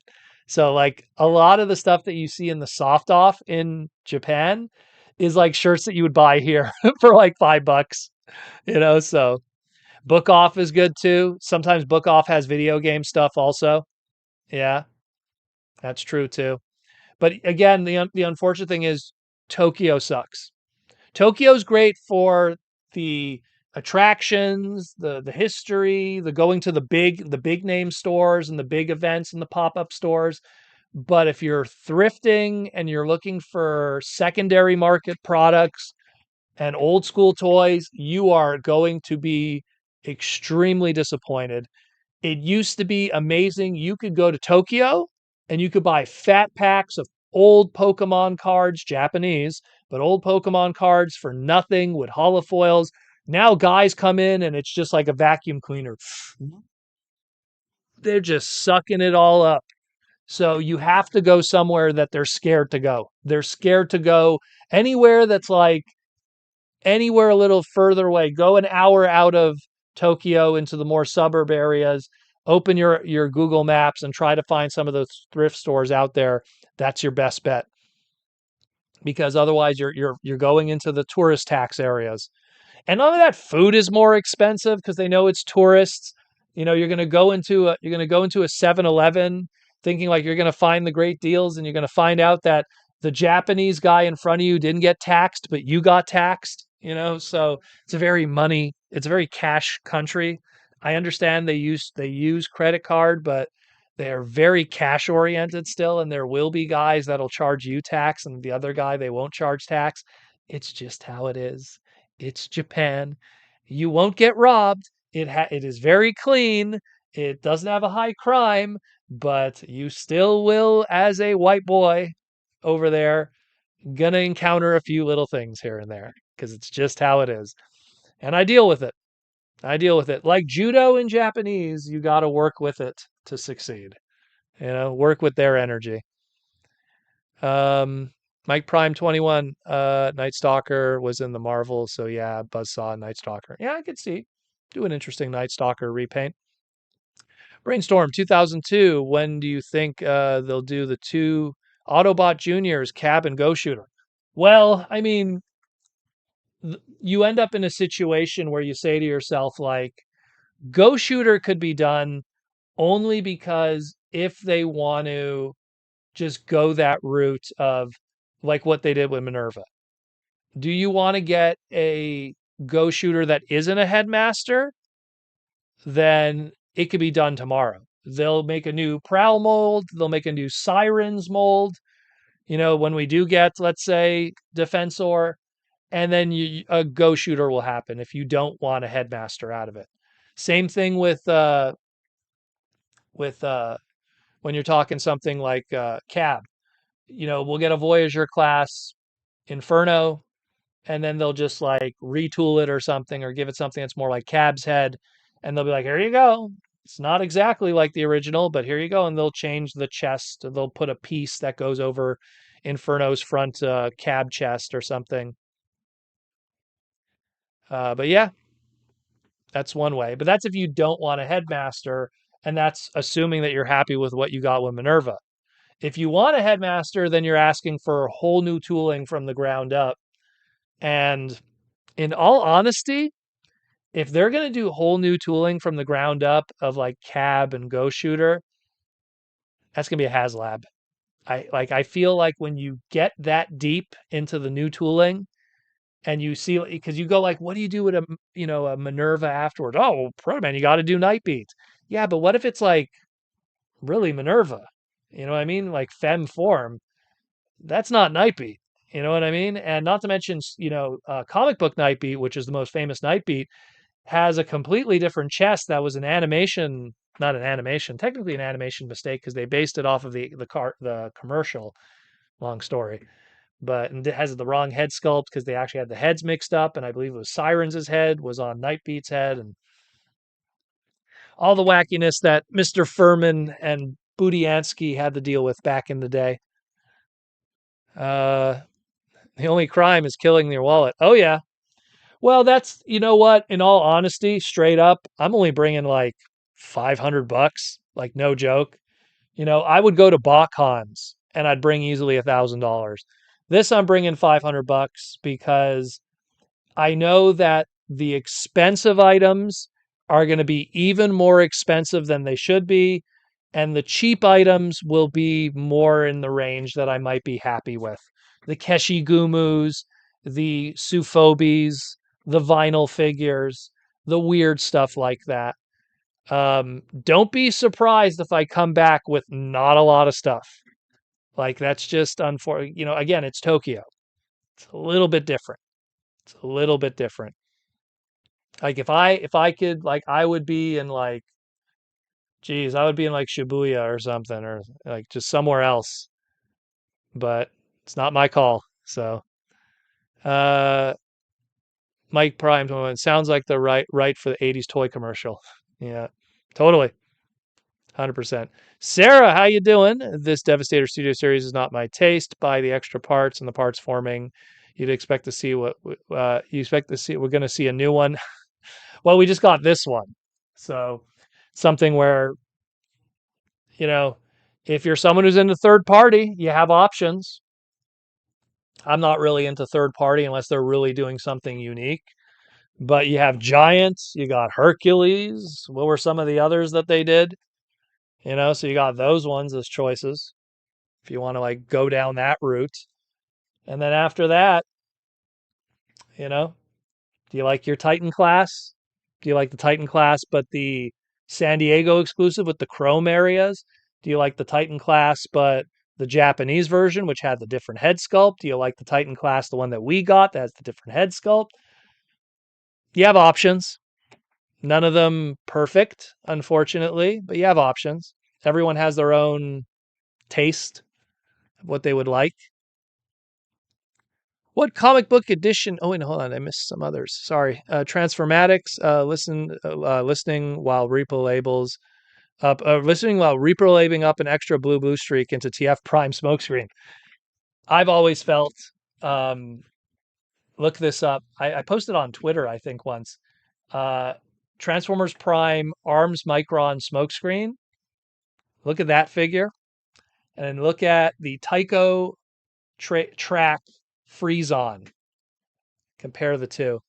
You'll get an interesting piece of history there for smokescreen from Transformers Prime. Mikey Louie, what comic edition characters would you like to see next? Me personally, if we're talking G1, um, yeah, I would like a Matrix Quest Nightbeat, but we don't have a mold for it unless they extensively retool the Minerva. Give him like the green Matrix hologram that he's showing. Like, have you seen this? Give him the trench coat with that protrude. Give him a trench coat with the hat. I'd like a Nightbeat. I like a good bludgeon again if they do it. That would be good too. Give me an accessory of Primus's head, the center of Cybertron. That'd be really cool. That'd be really, really cool. Uh, Clark Clint Gaming. What is a random? What's this random stream going on here, brother? I'll explain it at the end. It's a whole other story. Whenever the end does come, whenever it does. Uh, Matrix Quest Thunderwing. Yeah, again, anything from that Simon Furman Matrix Quest run. Like, let me just pull up. I even have it in hardcover here. You know, grab the other one. Where is it? Where's the Primal Scream one? Where is it? Here we go. Like, I even own it in hardcover. I love Matrix Quest. Like, that's just some of Simon Furman's best work. Do we have the covers? Show some good covers here. No, it doesn't have that one. So then this one here, Rage to the Heavens. No, that's G2. That's G2. Pulling out all these books. But yeah, these were which ones were these ones? This was like the first reprints that they did. Were these Titan? Yeah, these were the Titan book ones.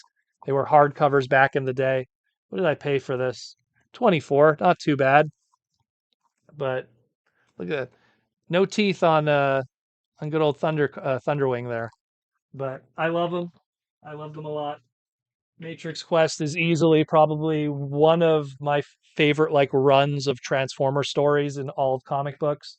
And when I got to work with FunPub on Thunderwing and that whole craziness with that combiner team, that was like, that's so cool to work on that and add more to Thunderwing and his lore. Mark Morales in the 4.99 super chat. Hope you have fun in Japan. You planning to get yourself a Switch 2 and what's for breakfast? Good question. Switch 2, not yet. I have too much still to play on Switch 1. The one thing that like when I first got my Switch, for the first like no joke 2 months maybe, I didn't even touch it. I played this and that because I was still playing a whole bunch of stuff on I still had my 3DS and my games that I was still playing on my 3DS. So when the Switch 1 came out, it's like, why did I rush to get one and do all the craziness and the trades? Because I got it cheaper because I traded some stuff for it. That's just how it was. People were scalping, people had them because of the big V and everything. But I realized like there's no point, you know? So if I got a Switch 2, I'd be in one of these situations where I'm like, I'm still playing my Switch 1 games. And I'd just be playing Switch 1 games on a Switch 2. So what's the point? I mean, I still haven't played, like, I played the original Mario RPG, but I want to play the remake of Mario RPG. I want to play Pokemon Arceus. I want to play, what am I forgetting? That's on my to-do list. Geez, I was just looking at Walmart not too long ago. I was staring at the Nintendo display and going, I needed to play that. There's a few that I'd like to really sit down and play. What was another one? Jeez. There's another one too that it was Pokemon, not Pokemon, Digimon Cyber Sleuths. They did a complete edition. I want to play that one. You know, um, there's so many games, so many. And then supposedly they're going to be making another Mega Man collection. If that's going to be on the Switch, going to probably like drop another 40 hours into that one. So it's something where I'm in no rush to play Mario Kart, and the Mario Kart looks great. Mario Kart looks absolutely amazing. I love Mario Kart. When I bought my original DS all the way back when, I bought it because of Mario Kart and the online play, which was revolutionary at the time for a handheld.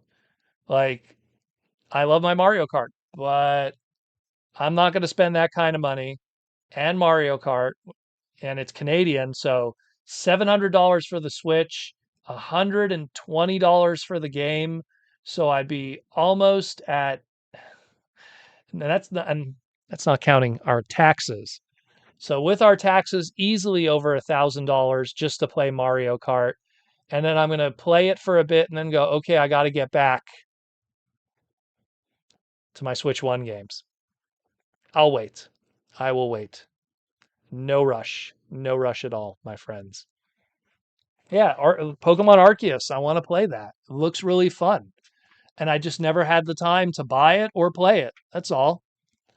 It looks really good.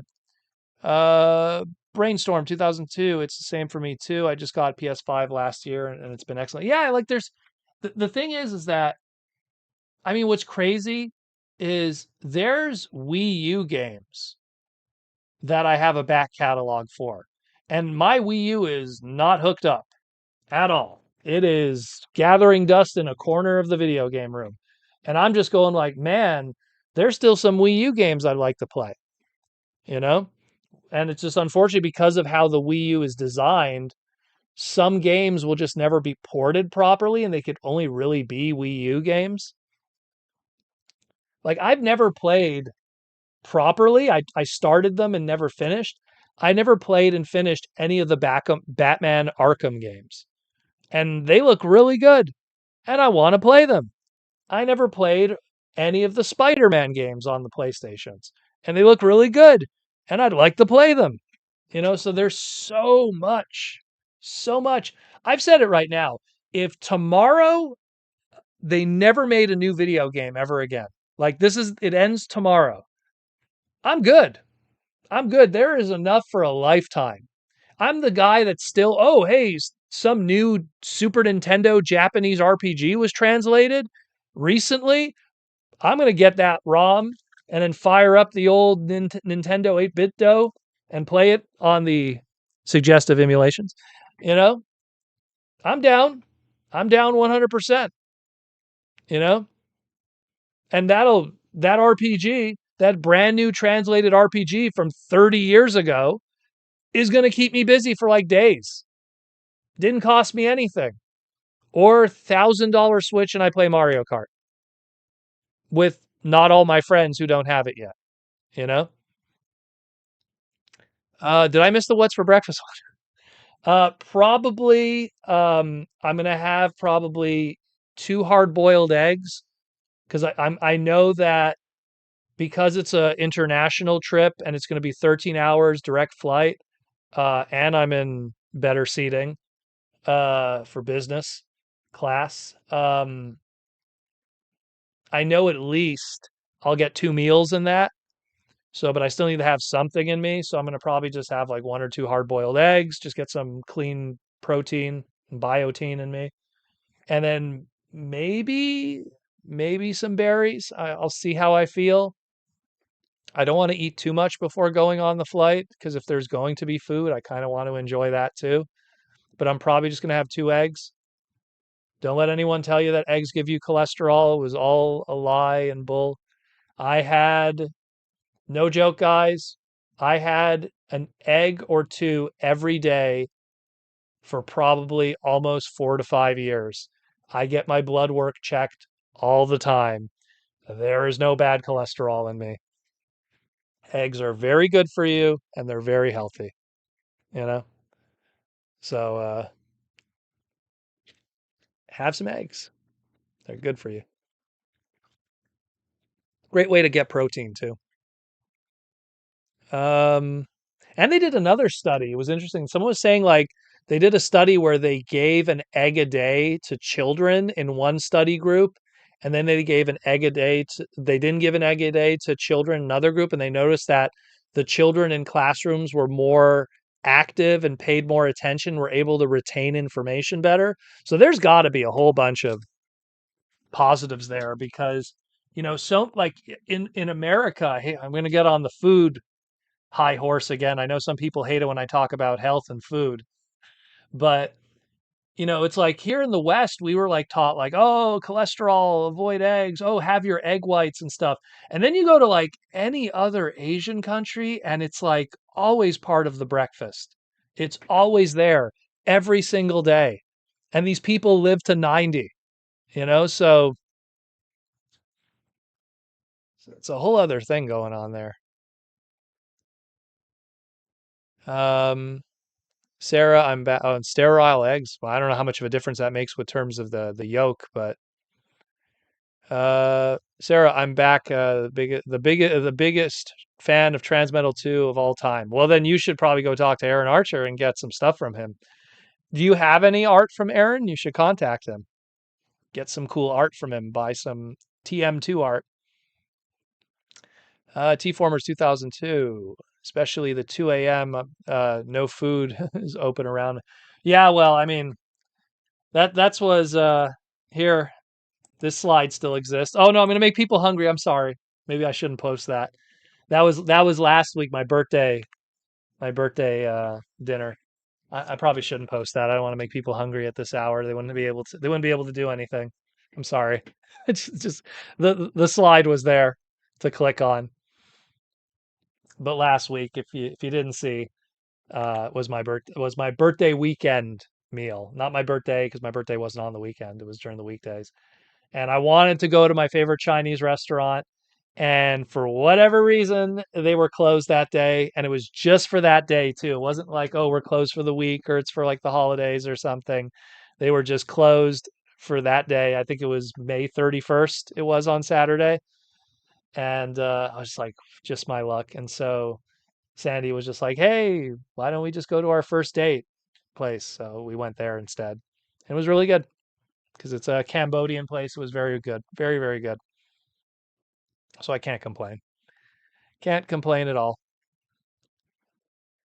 Just the mention of eggs make you, oh, I'm sorry. Oh, people always want to know. They always want to know. They always want to know. Man, I wish I had more stuff to show you guys, but it was a quiet week. And then, of course, just the planning for the big trip and stuff. So when I get back, I'll have stuff for sure. For sure, I'll have some stuff. Ooh, here's a loaded one. J.R. Mina, what are your thoughts on Magic the Gathering, Final Fantasy Universe Beyond, and will you be getting any cards? Number one, I am a lifelong Magic the Gathering player. I have Black Lotuses, Moxes, complete sets of vintage sets. I'm a big Magic guy. I was there back in 93 and revised, 94-ish revised collector box set. Um, the like my feelings on Universes Beyond, I'm like here, I can even show you guys like here off camera. Let me grab this. It's gonna fall. I knew it was gonna fall. Like I have like the Transformer ones and everything, a whole bunch of them. But I'm kind of hot or cold with Universes Beyond only because I know that it doesn't cost Hasbro more to make some of them. Yeah, the licensed ones cost more because they have to pay a license. But man, oh man, the prices of cardboard, like like this little, you know, secret layer drop Optimus Prime Megatron versus five cards, five pieces of cardboard, 39.99. JR Mina mentions the Final Fantasy ones. Collector Booster Cloud. What is it, JR, right now? $300? $400 for 60 pieces of cardboard? Back in my day, a starter deck was $10. I don't know how we got the 300, but you create an artificial inflation, a collector booster, and all this stuff. And then you say, oh, but I gotta, we gotta pay for the licenses and everything. It is so crazy how much it costs to be a Magic the Gathering fan.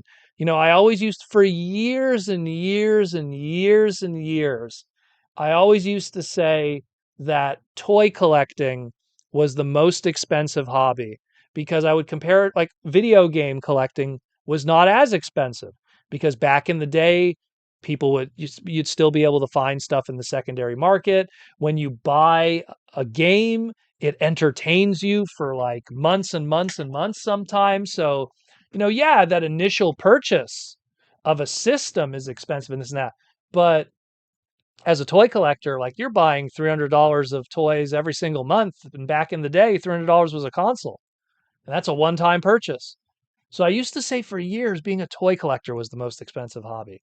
And Magic the Gathering and Pokemon and at the time Yu-Gi-Oh, like those were all the smaller, all the smaller like TCGs and stuff. These are actually Korean, but these are little bonuses that are going to be coming to TFCon.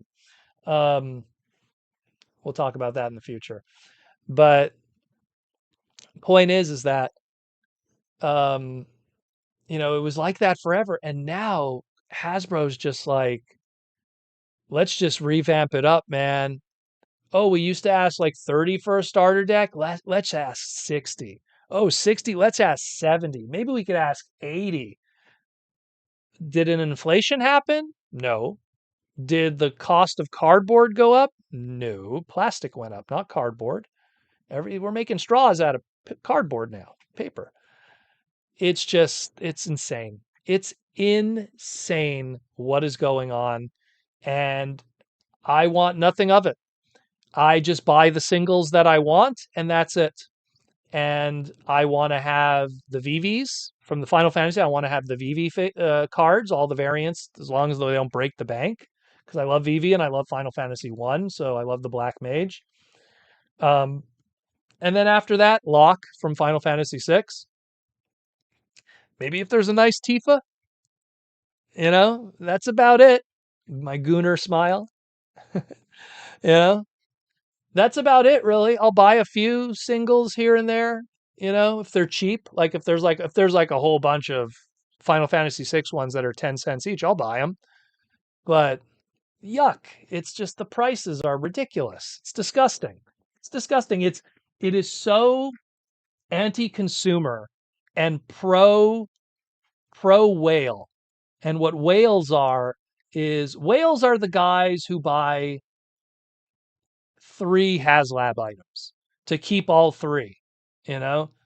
Whales are the ones who, they go and they buy every HasLab, you know, Star Wars one, even if it fails, even if it isn't going to fail, like the big money ticket collectors. And the problem is Magic the Gathering, they recognize that kids don't care about them. They're buying Pokemon or they like Yu-Gi-Oh. So they're just, for a lack of better words, and I've said this before, they're targeting white males over the age of 35 and that are single, that have disposable income, that don't have any other responsibilities, and they just throttle them.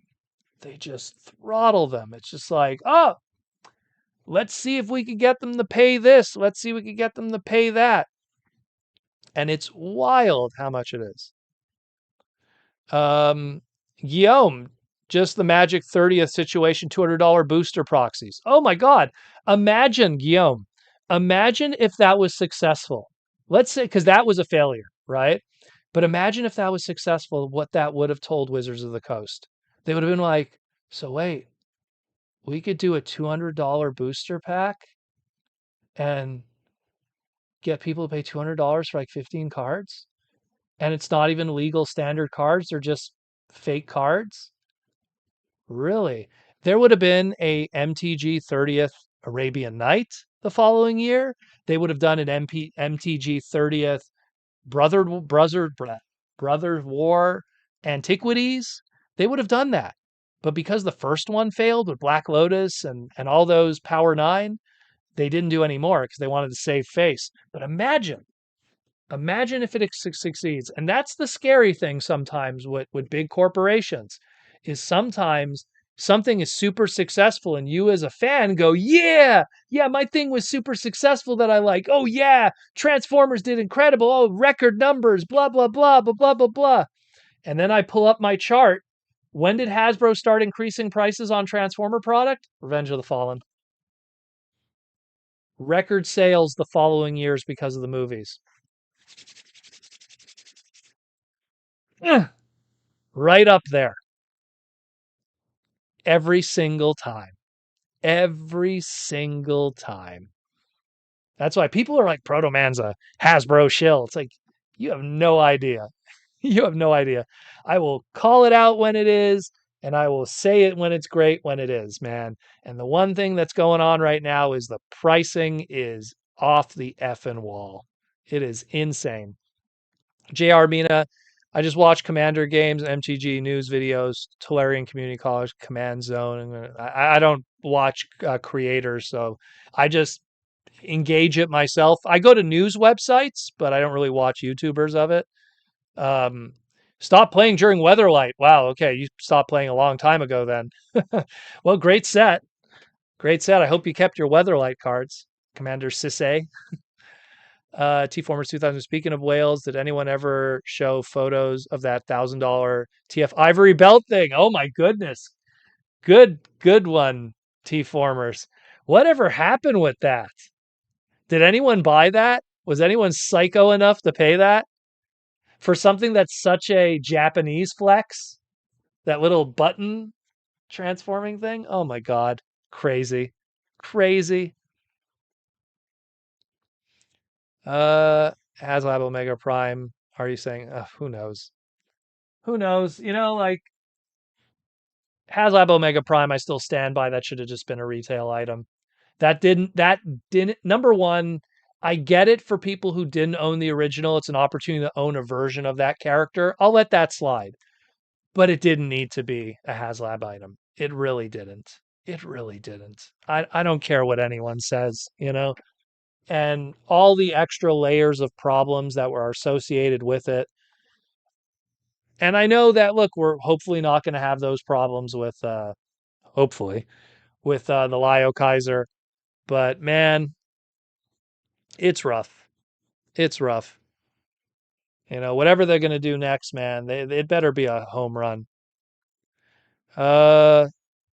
Joey says, so I missed the first bit this stream. What's the occasion? Might as well just say it now. What are we at? We're at the 2 hour mark, and we're not stopping yet. We'll still go for a bit, even though it's 2 a.m. over here. I'm going to be going to Japan this weekend, so you're not going to have a segment tomorrow, Friday, Saturday. You're not going to have a live stream, and I'm probably not going to be back on Monday. And considering the fact that I didn't really do much this week because I had to get ready for Japan, um, I figured I'd do a live stream for you guys, give you guys something. How long will it be? I don't know until I run out of gas, and then I go upstairs and just stare at the wall, waiting for my waiting for my taxi to get to the airport. But that's going to be in a couple hours. I still have time. I still have to shower and change out of this. If you guys want to see, I'm wearing pajama pants. Some Super Mario pajama pants. Just chilling. Just chilling today. Symbiote Studio clothing, pajama pants, Symbiote Studio staff wear, and just surviving an extremely hot Canadian day too, which I don't know what it is in Fahrenheit. Let me look it up in Fahrenheit. One moment, because if I tell you 34, you're going to be like, what the hell is he talking about? It's 93 degrees today here in Montreal. Ooh, which is hot for me, but maybe for a Florida guy, they'd be like, "What are you talking about?" Or J.R. Mina, he's probably like, "Look at this guy." TFCon pajama party. I don't know about that. Ask Goober to do that one. That's another thing too. I might not be doing a parts party this year in Toronto. I'm still 50-50 on that because if I could get the Mega Man comic stock, I'm going to lean more into that because that'll take all the space in the car. But again, we'll see. I'm going to wait until mid to late June and then we'll get an idea. Why is Takara and Hasbro still doing the same releases? Been bothered by the blue shins on the leaked image of 86, but Takara promo pics has a pretty nice gray. Well, those photos that were leaked were not Hasbro; those were from the factory. So it is what it is. We'll see how it comes out when it's in hand under good lighting. You know, it's 85 there in Ohio. Well, again, the problem with Montreal is even though it's Canada, uh, it's still East Coast, so you still get moisture and heat and humidity. And so like even when it's like I guess the equivalency of like 85 or 80 cuz right now it's 93, it's still humid and sticky and I hate that. JR Minister, you're going to Japan, hot soba or cold soba? No soba. I'm going to have gyudon. I'm going to definitely have to have gyudon. Kobe beef. Uh at least the one positive with being in Tokyo is I could go to the Ribeiro Steakhouse if I want to, which I might not because the people I'm traveling with probably won't know what that is or appreciate it. So, but there's a lot of stuff. There's a lot of food. You just gyudon enough is an experience in itself. You know, Japanese pizza is so different even, or have like okonomiyaki, but like done over there. You know, instead of buying from my wife. But yeah, but yeah, going down there for the madness. I'll call it a business trip. That's what I like to refer to it as. It's a business trip at the end of the day. Yeah, I might get Wild King stuff. If I could find, honestly, if I could find a location that's selling, still has the leftover stock of those Wild King swords, like the sword and shield sets, if I could find leftovers of those still available, I will buy Wild King stuff just to get those exclusives. You know, I will buy it just for that. Um, otherwise, like I'll probably wait for sales. Just hate to say it. I think the King stuff looks awesome, but I know Japan and like those Energy Master, Convoy, and Megatron, those are so going to end up in clearance places. The Energy Beasts, I don't think so because they don't take a lot of space in their boxes. Their boxes are really small. But the Energy Master, Optimus, and Megatron, their boxes are quite large. And if there's one thing you learn about Japan when it comes to clearance, size of the box, bigger the clearance. Because Sentai items, Common Rider items, roleplay Common Rider items, man, does that stuff go on clearance over there. And I mean like deep clearance. So, JR Mina, we'd be trying the KFC buffet in Japan. Part of me doesn't like going to Japan and then having Western food.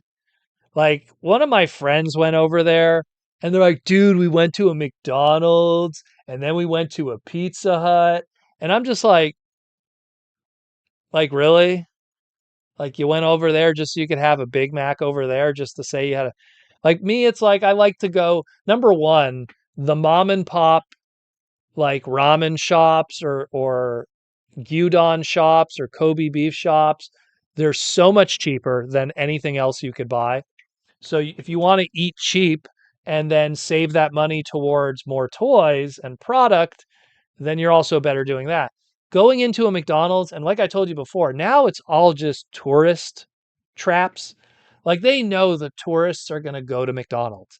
They know that the tourists are scared and they don't want to go into a restaurant that they're scared they might not be able to read the menu, or alternatively, which is a new problem now, oh, it's a gaijin. Give them the English menu. Did you know that the English menu has different prices than the Japanese menu? So they go into a McDonald's and they get ripped off. So It is what it is. It is what it is, but it's a reality. Joey's favorite Japanese convenience store chain. I would have to go with 7-Eleven, only because if you need to do money exchange, they're the only place that doesn't rip you off with a middleman fee. So, what I always tell people, take out your American currency, cash in hand. Don't do it through your bank. Don't do it through a money exchanger. Go to Japan, go to your 7-Eleven and do it right there. Best rate in town. They will never rip you off. And 7-Eleven's good because you can get cheap food. Cheap, good food. Again, my logic is, yeah, there's going to be good food there, but I live in Montreal that already has tons of great Japanese food. Oh, but Proto, it's not the same. It's not authentic Japanese. Okay, I guess, you know. And I have it at home all the time too, but because of the little lady upstairs. But at the same time, it's like I rather save the money because I could go crazy buying all that Japanese food. And I could still eat cheap and it could be authentic Japanese food, but I'm going to save my money and put it towards stuff. Every $20 to $30 that I'm saving on a meal is going towards a whole bunch of handfuls of keshigumu, you know, or, getting, you know, uh, some vinyl sufobi or getting some cool Japanese stuff or some Western items that aren't popular in Japan, like that are popular in America but not popular in the West. Uh, Japanese Ninja Turtle toys, very popular in America. Japan doesn't have a connection to Ninja Turtles, so you can get them ridiculously cheap over there. Carded, brand new 1980s and 90s Ninja Turtle toys. Japanese packaging, but 100% complete. Ridiculously cheap. Ridiculously cheap. So, certain items there. Hunting for, what was another one? Japanese street sharks. Same toys, just different packaging. But have you ever seen what complete boxed vintage street sharks go for? Japan don't care. Uh, for me, I like to go number one. I guess I go. Well, I do like to go number one. You don't like to be backed up, let me tell you. You don't like to be backed up. But for me, I like to go number one. Actually, wasn't number one peeing? Number two is peeing. Number one's peeing. Anyways, golden shower. Sarah, I'm scared that they're going to announce the next HasLab will be Optimal Optimus and crowd is going to go wild. Man, well, see, again, why would they do Optimal Optimus when that is something that's just perfectly made for a HasLab item? I just don't, excuse me, for a retail item. I just don't understand that. Like HasLab, HasLab should be trademarks that you can't do successfully. Like again, something like Lio Kaiser. I experienced that myself. The Combiner Wars Lio Kaiser, I did the copy on those back in the day. All that Combiner Wars era, a lot of that was me, especially with the Fun Pub stuff and everything. And I don't get it. I don't get you know, Optimus, Megatron, you know, Ultra Magnus, Shockwave, none of those trademarks should ever find their way into a HasLab item. Where HasLab items don't need to have the trademark to exist. They could just do it. They could just do it safely and successfully and not have to worry about anything. This direct right away. And it's just, so Lio Kaiser was perfect with the Hellbats, what do they call them? Gelbat, Elbat. I don't know. I think they called it Elbat. I called it Yellbat, but or Fellbat. And then I think they settled on Fellbat in the end. But you know, so many opportunities that why would you do it's like imagine if the next HasLab is just like Super Megatron. Why? Just do it in retail. It's a Megatron. You're telling me it's not going to sell? Come on. Come on. You know? T-Formers 2002. If we can get get Commander Magmatron, we can get Commander Optimal, and later Commander Primal. Exactly, and that's another thing. Every time they do a HasLab, they don't do repaints. So why would you screw your Optimal Optimus out of your number one Primal Prime, and number two, if they want to do even the Sentinel Maximus there? That not was it called Sentinel Maximus? Yeah, the Bacon exclusive one. No, wait, that wasn't. Bite my tongue. That was supposed to be Overload. That was Overload. My bad. Why? I'm looking right at him like, wait, that wasn't it. That was Overload. So, but the point is, you got those two repaints, and then you could do a third one, do a wacky one. Let's do a blue one. Let's do a blue one. Clear matrix holding, Primal Prime. There's so many opportunities. So many. So many. This shows how tired I am. I'm mixing up Optimal Optimus with a Overload from Armada. Woo! You can't see it, but I'm actually like tired and sweating and all kinds of craziness. All kinds of craziness. Let me see if I have any updates. Any updates of madness? Nope. No updates.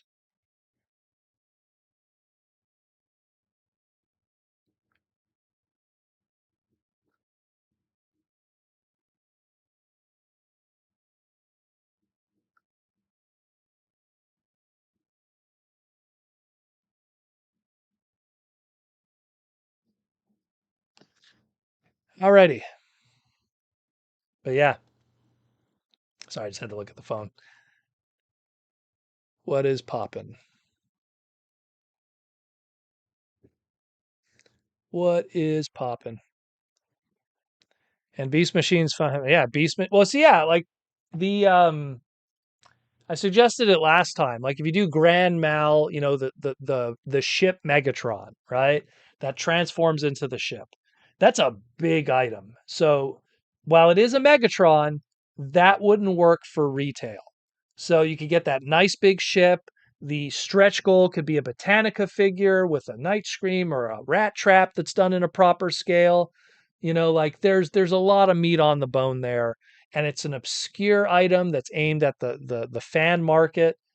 Like I feel if Lio Kaiser could do well, and I feel that we could get away with like a Grand Malmate as long as you price it right. As long as you don't, as long as Hasbro's smart and they don't, it's the funny thing is you could ask 170, right? And you could ask 5,000 units and you'll sell more than the 5,000 needed. Or you could ask 200 and then go, well, we need 8,000 units, and you'll sell less because it's 2,000, that it's because it's 200. So they could ask less, they'll get more. People will be willing to engage. It would be a unique item. But again, that's their call. I don't think Omega Prime was a wise move. I'm not saying it's a bad product, but it's not what I would have done in the grand scheme of things. I guess they just really wanted to have a good Q4 boost from the ending of that Kickstarter or whatever that backing. It's not a Kickstarter. They wanted a good boost of that backing because of the low sale numbers and the really rough Q4. You know, T-Formers 2002. Hold on, did I get anyone? Oh, hold on. Sarah, after Omega Prime, I lost hope in the company, and I'm scared for everything that happens. Well, I would never be scared. It's just the current management on the top of the food chain is a little, a little money grubby. The pendulum always swings back and forth. That's how it works.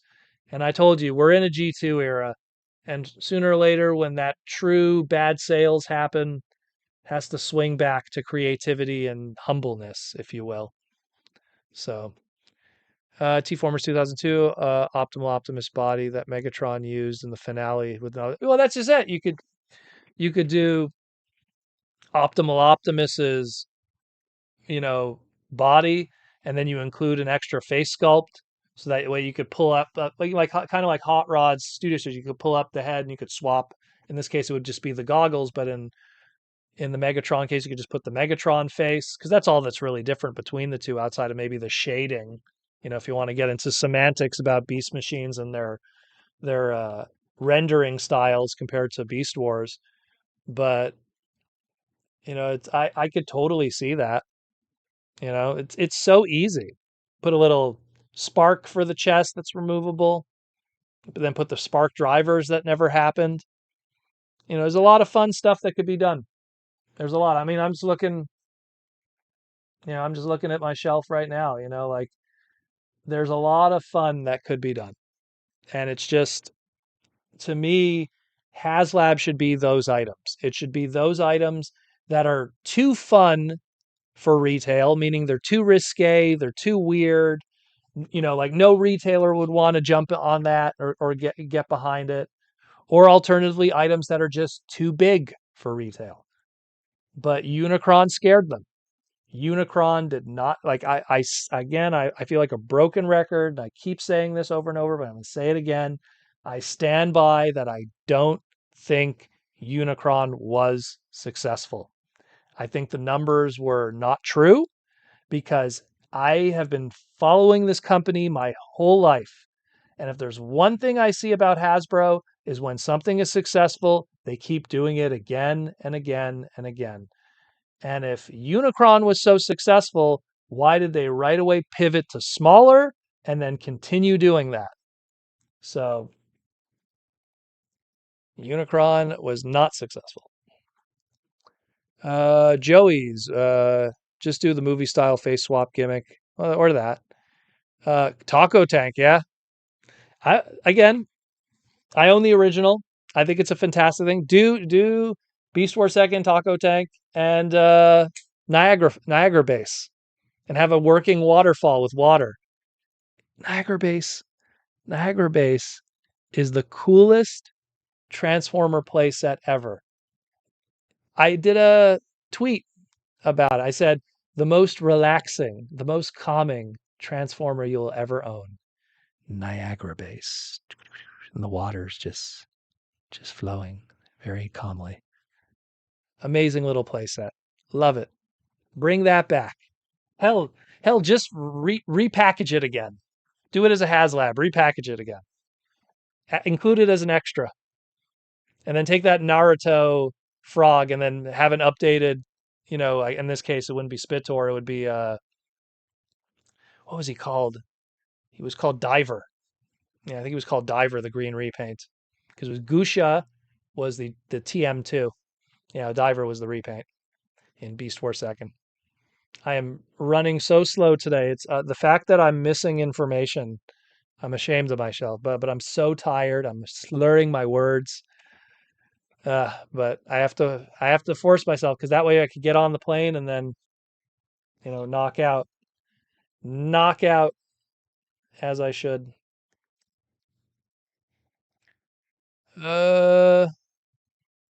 T-Formers 2000, they have too much work into the sculpt and just forced Unicron out. Well, not to look, they put time into the sculpt, and then they did that big San Diego Comic-Con where it's like, hey, look at this, look at this, look at this, and then they were just pumping it up and pumping it up. Oh, we're gonna have Flint Dilley. Flint Dilley's gonna be involved with this. This is gonna be a big. And it was at a time when they didn't really understand HasLab. Like, they did the sail barge. It was a big crazy item. It was successful. It wasn't crazy successful, but it was successful with the Star Wars people. And they just kind of went, okay, now we could do something crazy with Cookie Monster. Now we could do something crazy with Transformers. Cookie Monster bombed. And again, I stand by it. I think Unicron didn't do as well as people thought it did. And then it was just kind of one thing after another. The Rancor didn't do well. The Marvel Legends guys, they always show up, so they always do well with Marvel Legends. But again, they put so much time and energy into it that they were not going to let that fail. They were going to force it out. And then you go, well, didn't they lose money? No, they didn't. They don't lose money. They don't. When again, I can't talk of those numbers I remember because Aaron doesn't want to talk about it either, but I have forms from the factory when Hasbro would get Jetta Plastics, which was the factory in China at the time, would manufacture the Beast Wars products. And I have two forms. They came directly from Hasbro employees. Well, they were Kenner employees at the time. And they were shipped boxes directly from the factory, Jetta Plastics. And inside it, it had the order form with the cost of manufacturing and then like breakdown, and then what Hasbro paid for that case to then have sent to distributors. And it'll blow your mind what a case of 6 megaclass it was, 6 megaclass trans keto, just to give you exactly what it was. Go for it directly and what they pay, as opposed to what the distributor purchases it for, distributor being toy stores or whatever, the retailer, the actual toy store, and then the customer. It will blow your mind. And that's why I'm a little more financial when it comes to Transformers, because when you know how low that is, you can be patient, you know? Has any of the collab items been repainted into Transformers at all? Let me think about that. That's a good question. There's been stuff that were Transformers before that were turned into collabs, but of the original toolings, I don't think so, because they didn't do anything with the Top Gun, which the Top Gun, I believe, I think the Top Gun was the first brand new tooling, like from the ground up, because the Ecto one was Onslaught. The not Onslaught, I think it was Defensor or Onslaught, one of the two. They're both in the same sculpting. The Sideswipe was for the Back to the Future. The We had a new tooling with the JP93, but that ended up not even being used to make Red Alert, oddly enough. So I don't think it'll ever get used. And then the Megatron was used for the other one. That's a good question. That's a really good question. I'm trying to think. Give me a moment here. No, I don't think so. I don't think so. It was always stuff that was Street Fighter. It was Street Fighter. There was always stuff that was previously existing molds before, and when it was a new mold, they didn't use it for anything. They didn't use it for anything at all. So it's a good question, though. That really makes you wonder, though. Makes you ask yourself. But again, maybe the Beast Wars pack, that Beast Wars 5 pack, 4 pack we talked about, Newmantron and the Della whatever the Saurus. I'm not a paleontologist. Um, this guy will be retooled into Iguanus. I totally see it. Just the transformation alone speaks of it. You know, just that transformation alone speaks of it. But yeah, let me get my second bottle of water. Wake me up. Already done on the first one here. Nothing left.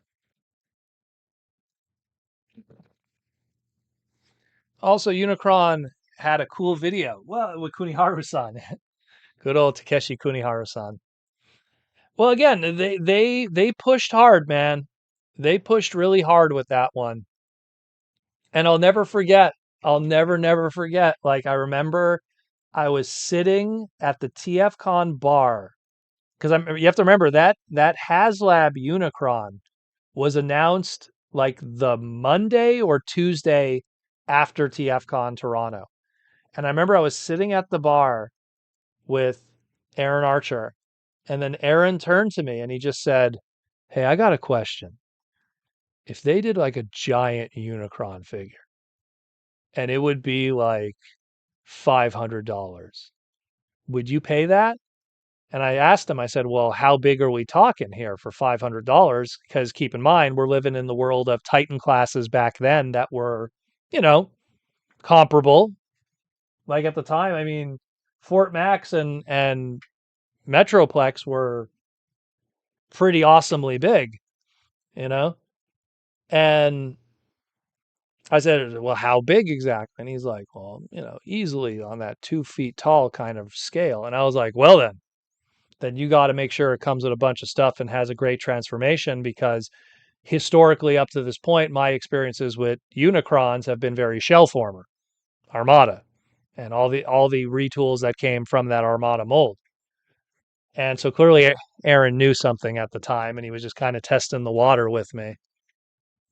And well, the rest was history with that because everyone came home from TFCon Toronto after, I mean, that's the unfortunate thing for a lot of people too that didn't help is they came from a show that if they flew to it, got a hotel and then spent money in the dealer room and entry into the con, now they're going to go and spend $500 on a HasLab? Oof, I don't know. Yeah, it was the Monday, eh, Dylan? Yeah. So I thought, because I remember like Aaron just going like, "Hey, if they did this," and I was just like, "Why is he asking that?" And I'm like, "Oh, this guy knows something, doesn't he?" I think we didn't realize, like us Montrealers, we were driving back the early Monday, and it wasn't until we took like our first stop did we check our phones and okay, that looks expensive. Little did we know, little did we know if we would have bought three of them, you'd be able to do a down payment on a house depending on the situation. Goodness, goodness.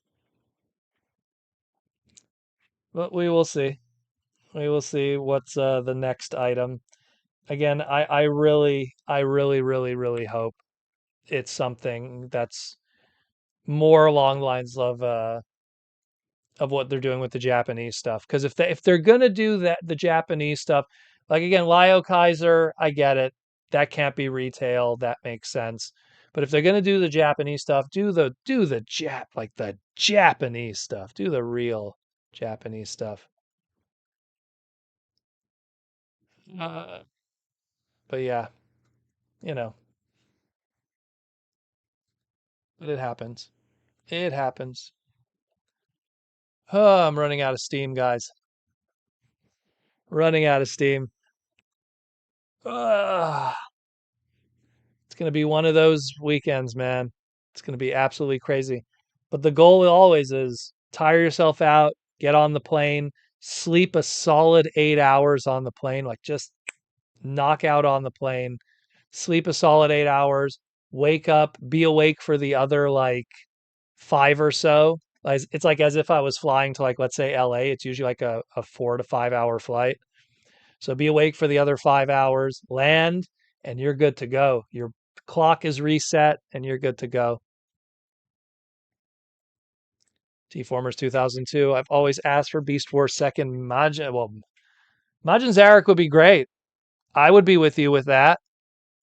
It would be wild for them. I mean, they'd have to make another aircraft carrier from scratch. It's like, hey, we're making an aircraft carrier, but it's just broadside. And then we're making an aircraft carrier, but it's just tidal wave. And now we're making another aircraft carrier, but it's just Majin Zarek. And it's like, all right, Majin Zarek, I think we'll have a better chance from a tidal wave retool that's a loose adaptation. Joey's HasLab web divers. Oh, I wish. I wish my web diver collection is all there. I love web. Here, you want to see something cool, guys? I'll show you something cool. Ugh. Here, see, check out something cool. I never showed this before. It's all dusty. Oh my god, is this thing dusty? It's been sitting in my collection forever. What do you think this is? What do you think this is, chat? If you could read it.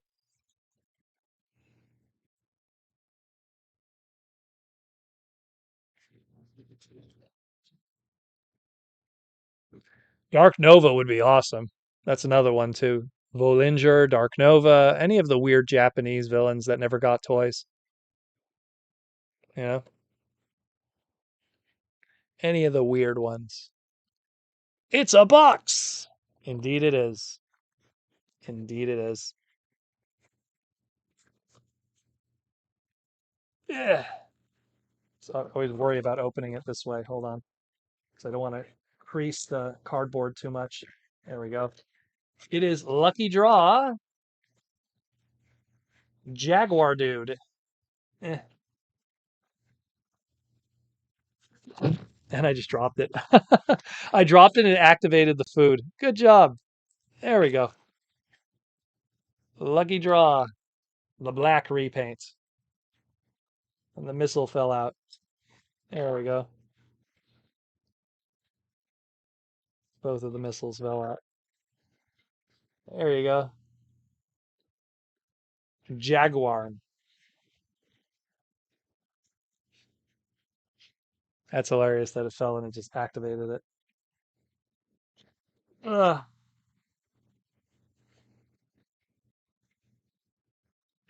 So that's the only lucky draw of Web Diver.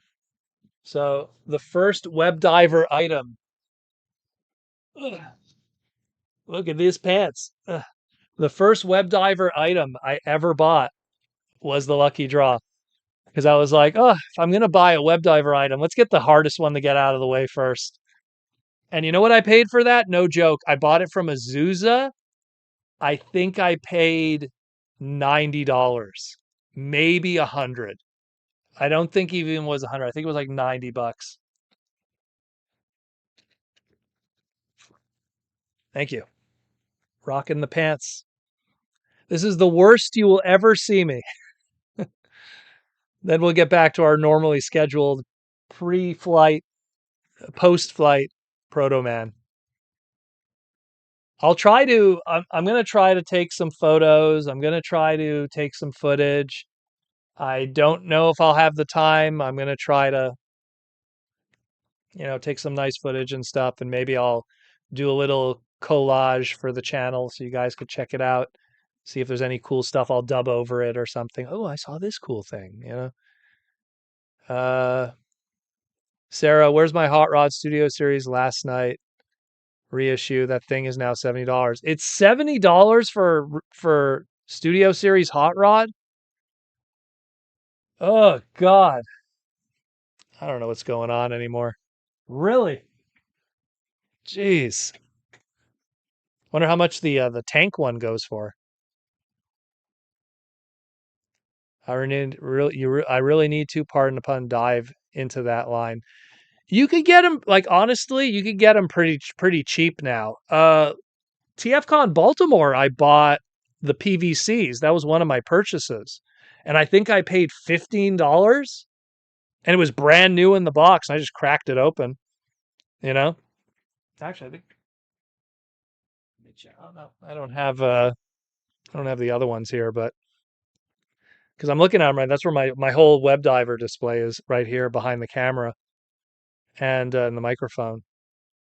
And it's like, it's a fun little line. It's a fun little line. Rekgar broke. How did it break? The gray plastic? How did good old Rekgar break? Good old Rekgar and all the others. You know? Uh, craziness, craziness. I am amazed. It's almost 3 a.m. now for me, and there's still people that are in the chat. You guys are crazy. You guys are the best fans, I'm telling you though. Like, but you guys are crazy. Yeah. If you need to sleep, sleep. The upload of this, I assume, will be at some point, tomorrow when it gets, coded by YouTube. Because whenever you do a 2-hour segment, they want to code it for like 30 minutes. Uh, Joey, hardest one for me to get was Victory Gal Gladion 2-pack. Paid out of the ass for that one. Well, again, when you're buying off of eBay, yeah, it'll be expensive because the only people that'll be like, the thing is, the only people who sell directly out of Japan on eBay are Japanese people that know the American market and take advantage of it. When you go to Japan, you start looking like, oh, web divers are a dime a dozen, no one cares about them, and you get them cheap. So it's a kind of a different situation. And then when you go to TFCon, it's the same thing. You have American sellers that bought web divers years ago and it didn't do well for them. And then you have Japanese guys that travel to TFCon that don't know that they have stuff that might be valuable to Americans, but within their, I guess, for within their own stratosphere, they don't care. You know, they don't care, and as a result, it doesn't have a value. You know, at all. Gold super chat, that'll wake me up. Gold super chat from MMA Panda. We need Studio Series 86 Rodimus Prime new mold. Yes, I agree with you heavily. We talked about it last week. I was saying, make it like this boy right here. Make it like exactly like Don Figueroa, the Don Figueroa, God, this shows how tired I am. I can't even, titaniums, make it like that. Have the trailer back just transformable into the legs. It could be done. And if a titanium at that price point, at that amount of parts, was able to pull it off, then it could be done. You do that as a leader class, doesn't even have to be commander. Do it at a leader class, you know, it'll sell. The commander class Rodimus didn't even need to be a commander class. That huge trailer made it a commander class, you know? That's what made it a commander class. Do it as a leader class. It'll scale well with the Galvatron. Have that the trailer merges into the legs and do a really good sculpt. Do something that looks really, really good. It doesn't have to look like, my beloved Obari Studio Ox design. That's my favorite Rodimus design. Doesn't have to be like that. Just do something that looks like the Fluoro Dairy animation model. Have the right maroon and have it transform into the legs. There is tons of, if you slow down the animation, it shows it going into the legs. I think I have even a reference of that somewhere. Where's the reference for it? Was it Studio Ox was the reference? Studio Ox book? Let me check. Let me grab that one. Let me grab that book for you guys. Where's the Studio Ox book? Machine Robo. Generations.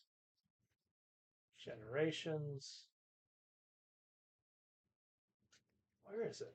Is it this one? When you have a million books, that's the problem. Found it. Visual Works, probably the most gorgeous Transformer art book ever, in my opinion. It's a little biased because I love Obari and I love the Studio Ox style, but I think it's the nicest style of Transformer art ever. When you get to Roddy, let me just get to the page I'm referring to with transformations. Where's Rodimus? Do they show the transformations? I could have swore there were some that show the transformations. Oh, it doesn't. Maybe it wasn't this one. Or was it? Give me one moment, people. Riveting stuff, of course. Riveting stuff. No, I don't think it's in this one, or is it? It's the one that shows RC with hair, too. They were drawing RC with hair. No, it's not in this one. But anyways, this book is amazing. A lot of it, though, amazingly ended up in the Transformers the manga collection, like those 3 manga hardcovers. So a lot of like this art will probably look familiar to you. But what a great book. What a great one. Fantastic. Fantastic. Where is The Rodimus transformation. Is it in the kids' books? One moment. Yeah, it's not going to be that. These are the kids' books. These are like hardcover pages. Like, attack him at the space base. Let me check this one. A moment. Look at the way they painted Galvatron's head there. There's a repaint. Nice original art in these kids' books. Very cool. Rodimus Comboy. Sabaton Shaker.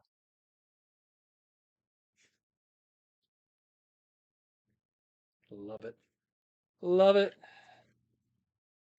And you got these guys. Look at that. Very cool. And I don't think I've ever shown these books on the live stream. I have so many wacky books. Look at that shot. That's a nice one too. Wonder who drew this. Very good. Very, very good. There we go. Blur kick. Very nice. And then the whole team. Look at that. That's a nice shot. Make a good poster. It needs RC though. Maybe replace Rekar with RC. Or put Springer and RC. Get rid of Wheelie, get rid of Rekar, put Springer and RC. That'd be a good ensemble cast. Literal Power Ranger team. These are very cool. Very, very cool. I have so many of these. You have no idea. I have like stacks of these ones. So many. I'll show you guys one more. Here's this one here, another Butte. Look at the art on that. Look at that. Look at RC with Springer there. Oh, there's a nice shot. Clearly a different artist on this one here. Much more Fluoro Deary inspired. Oh, that's Obari. Look at that one. Look at that art. See, and this art has been nowhere. They didn't put these in any books. Springer, Sandstorm there, Broadside. Very cool. This art. Again, I've never seen any of this published anywhere else. Just in these books that they would do for kids. There's the Emperor of Destruction. Quince. Oh, look at this one here. Nice Predaking. Very, very cool. And that's the Call of the Primitives battle almost. Although I didn't have Superior on there, but kind of like that. On the Battle of Char. Oh god, look at this kick. Look at this kick that Hot Rod did, or Roddy. Look at that. Damn. Damn, look at that. That's out of Dragon Ball. That's like Vegeta kicking like Nappa in the face before he vaped him. Look at that. Bam. That's a good one. Look at the shot there on the back. More Obari art grabbing. Very, very cool. Again, you have to understand, RC is absent usually because it's a boys' brand, you know? It's a boys' brand. So, like, you kind of end up in this situation where you ask yourself, like, I'm just going through some of these, which would be a nice one. Is this Scramble City? You get a Yellow Eye Ultra Magnus. It's a boy brand, so it's like, where do you put the female character to give her any kind of focus? Yeah, this is the Scramble City one. Big ol' Metroflex, as he was called in. This one's more of a toy feature one, because Scramble City was the flavor. And you got a nice kick there by a yellow-eyed Ultra Magnus. He's Unicronian! He's always been a traitor. And some toys. Nice shot there again. Scramble City features.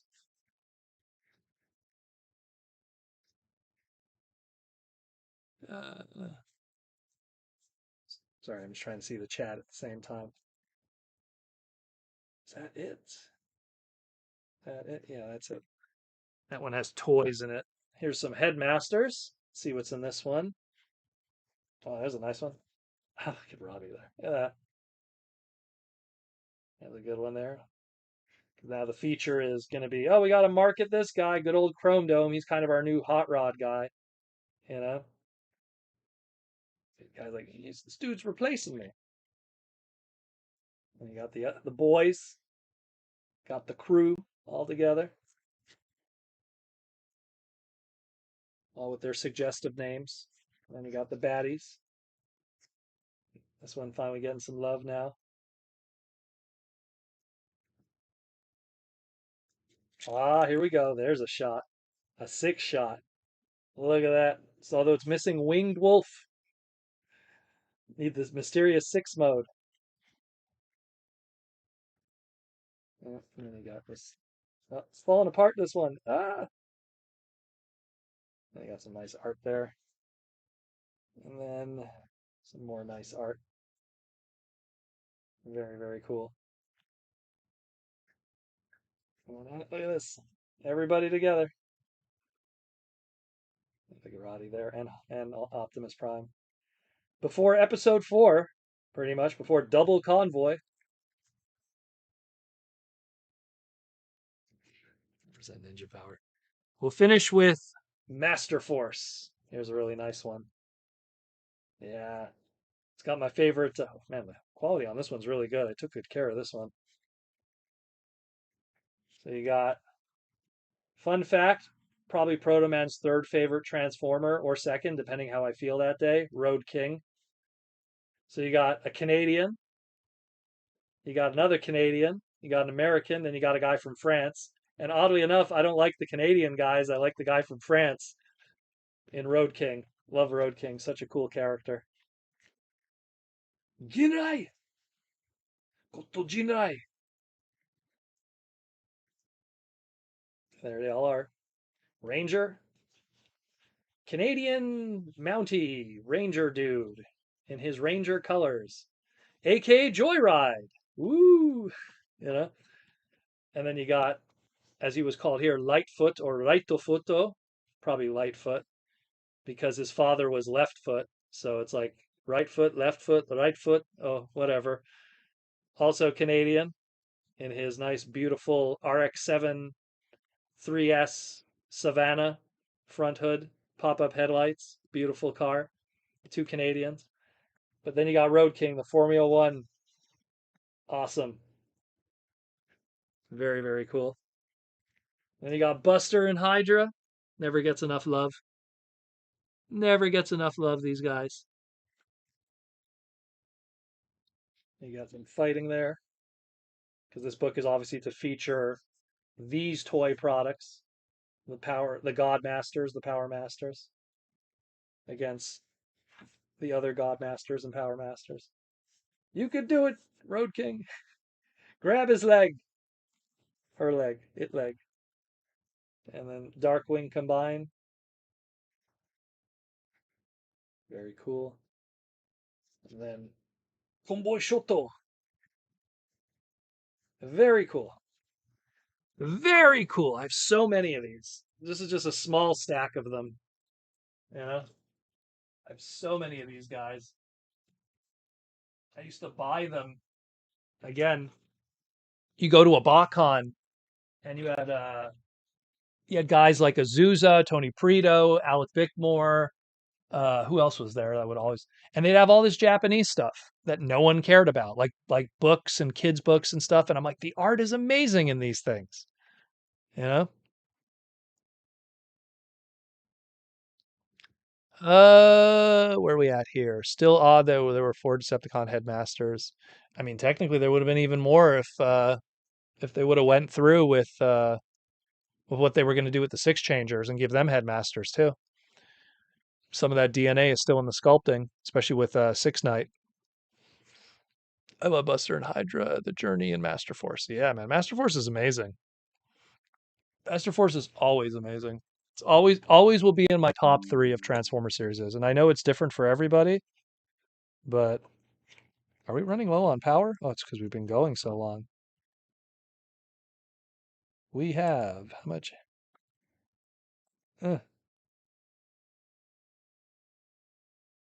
We have 30% left. We're still good. Sarah, it's true that Onyx Prime is just going to be repurposed in the Cybertron Dragon Scourge with extra legs, going to be extra two heads. I don't know. It's possible. It's possible if they want to do Flame Convoy, which is what you're referring to, or Scourge. See it off camera there a little bit. Um, but at the same time, I mean, they could do the Bruticus from RAD. You could do, or you could do nothing. It's a leader class. It's kind of a risky mold. 3 hours strong. Yeah, I know, eh? The longest I think I ever did, I think I did like a 3.5 hour live stream or four, but I'm not gonna be able to do four. Yeah, I'm not gonna be able to do four. We have so much other stuff we still got to do.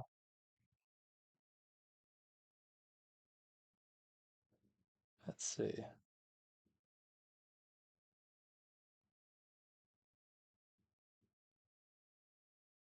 Yep.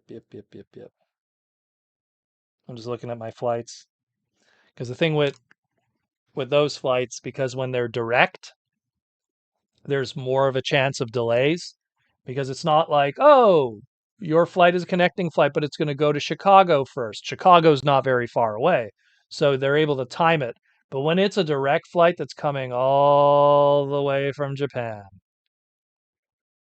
yeah, so it's like anything could slow it down. Oh, there's turbulence. There goes 15 minutes, or whatever. So I'm always checking up on it to make sure nothing happened because if I find out that my flight is canceled and then it's like delayed to later in the day, and then I'm like, oh my God, I could have been sleeping all this time.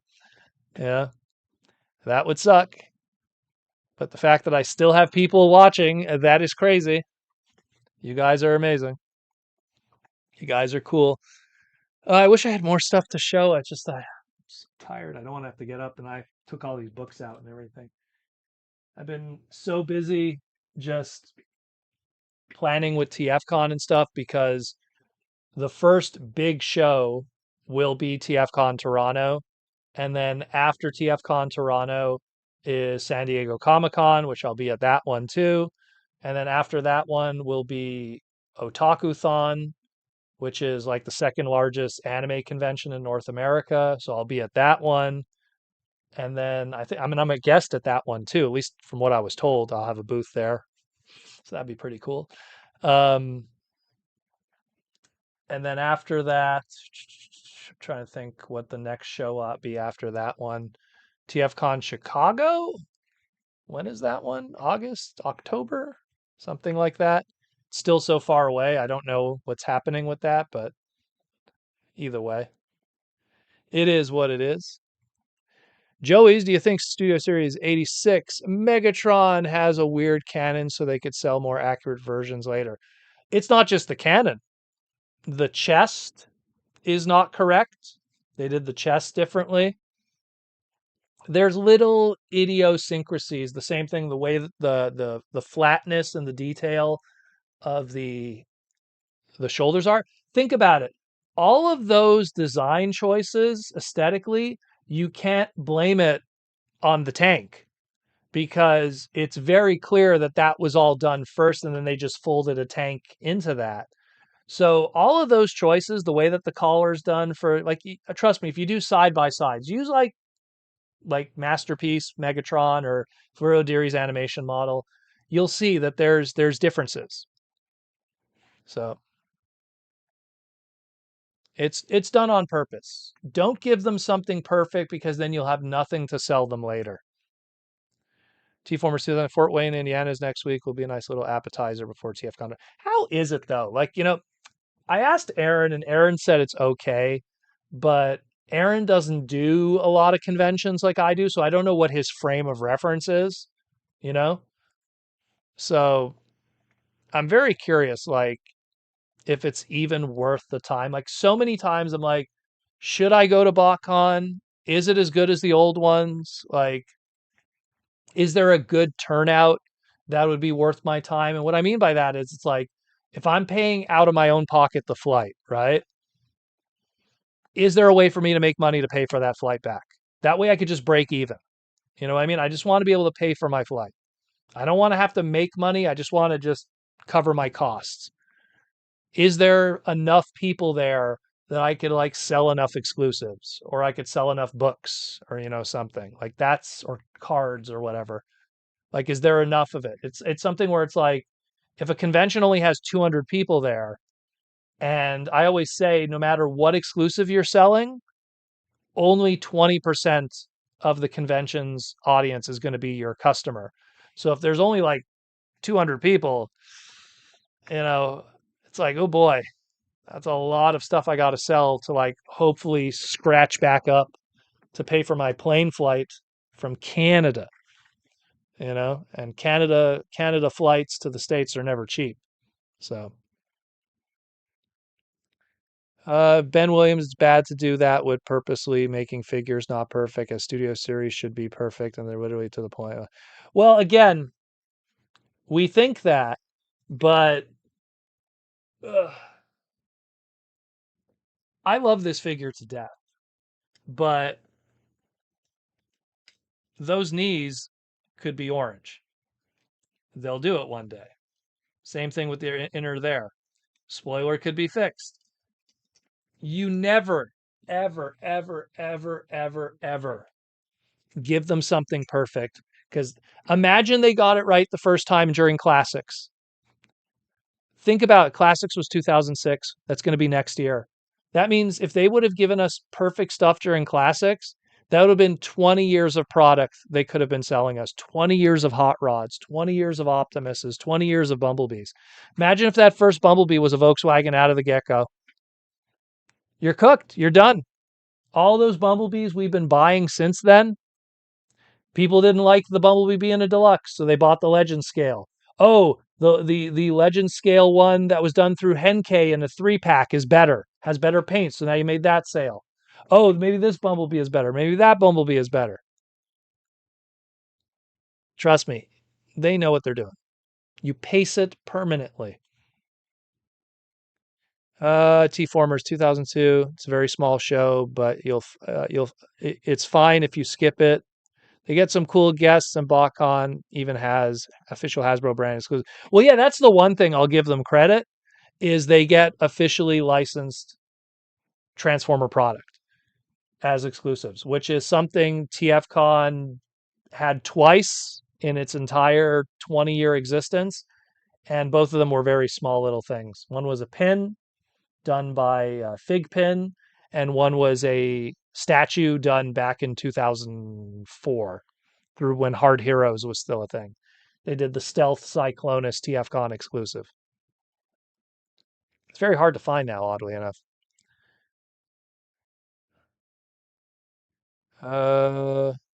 This is why I'm a Protoman apologist, as you are always right. I'm not always right. I make mistakes. I make mistakes just like anybody. I like to be wrong because then I can learn something, and I like to learn. That's always important, you know. But if I talk about stuff, it's based off of stuff that I've learned from individuals within the industry that let me know how the sausage is made, for lack of better words. For lack of better words, let me tell you. Sarah, the only perfect figure is Transmetal 2 Legacy Dragon Megatron.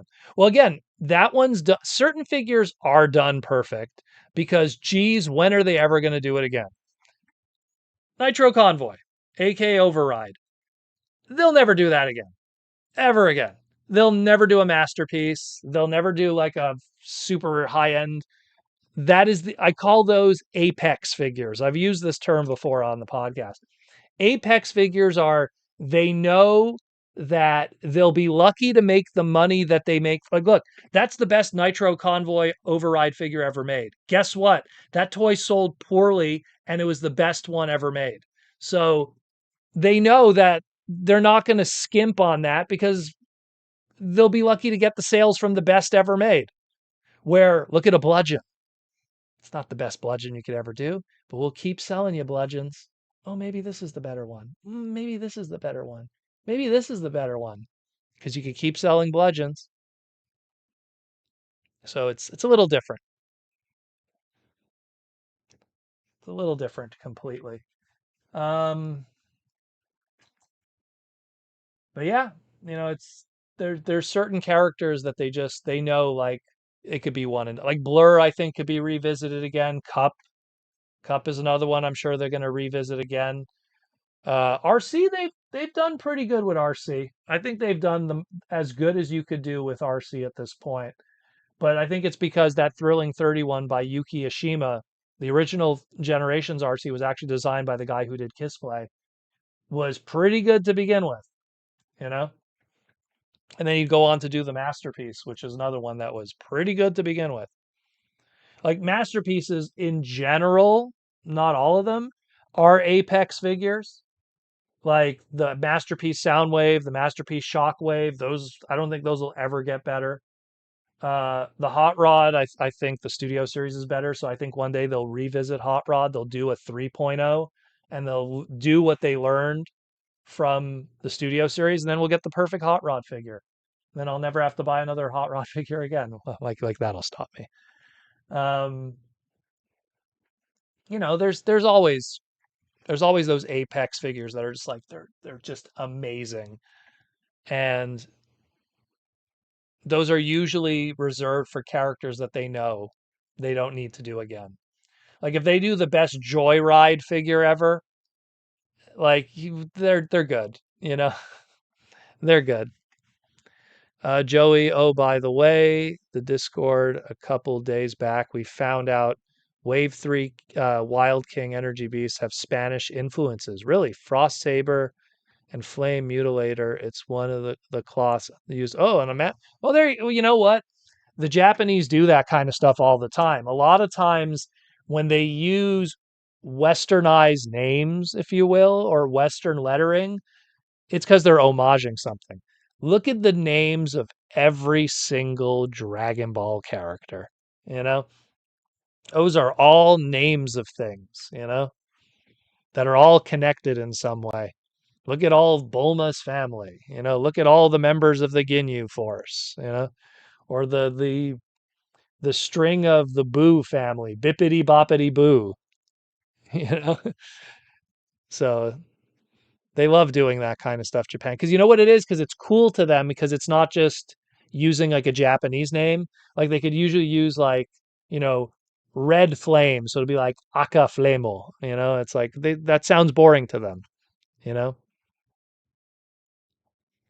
So it's cool that they do that. Sarah is 1 a.m. in Mexico, and the only thing on TV is Witch Doctor that I received pay phone calls. That has received pay phone calls, so I'm still there. Well, I'm glad you're still with me.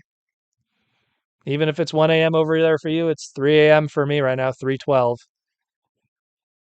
And looks like I will be waking up earlier than normal. Either way. Either way, I'll be leaving earlier than normal to get there. Because it looks like I might be bumped up earlier than normal for leaving. But I'll still get my shower in, scrub this gunk off, fix the hair, as much hair that is left at this point, put on the good clothes, the good kicks, and off to the land of the rising sun. Kansas. Not in Kansas anymore. So Kingdom Cyclonus was a mistake. Well, this was what Mark said. When Kingdom was it was Mark and the old marketer BMAC. So when Kingdom was first being pitched and planned, and this goes as far back as like Siege because they do things 2 years earlier. The original idea was it was supposed to be like a double time thing. It was supposed to be 1986 Beast Wars, excuse me, G1 movie 1986, Beast Wars 1996. So these two different timelines colliding. And for whatever reason, probably also because of the planning with Rise of the Beasts and it being a beast year and having beast related product, they leaned more on the beasts And then with the Siege series being planned to be different as an ongoing Netflix series, doing that instead. So it wasn't going to be Transformers the movie versus Beast Wars. They ended up offshooting that and then turning that into what is Studio Series 86. And that's why, like, when you look at, again, you look at Hot Rod, you look at the Jazz, you look at the Cyclonus, very good figures. Very good figures because they were going to kind of just be that. And for whatever reason, they just, decided to go in a different direction and choices were made differently. And then you look at some of the other Studio Series figures that came after that wave one, and it's kind of a different thing.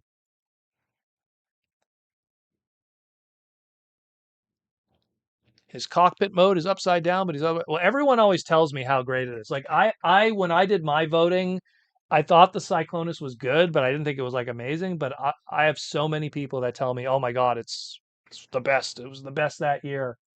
So I was like, okay, that's cool. Give me the shattered glass one in the hot rod colors. Then I'll be good. I was almost tempted. This goes back to Magic the Gathering for a second with Transformers. When they did the Shattered Glass um, Cyclonus card, because it's the closest thing I have to a Hot Rod card, I was tempted to make a Commander deck with Shattered Glass uh, Cyclonus. Never happened though, but I was tempted to do it.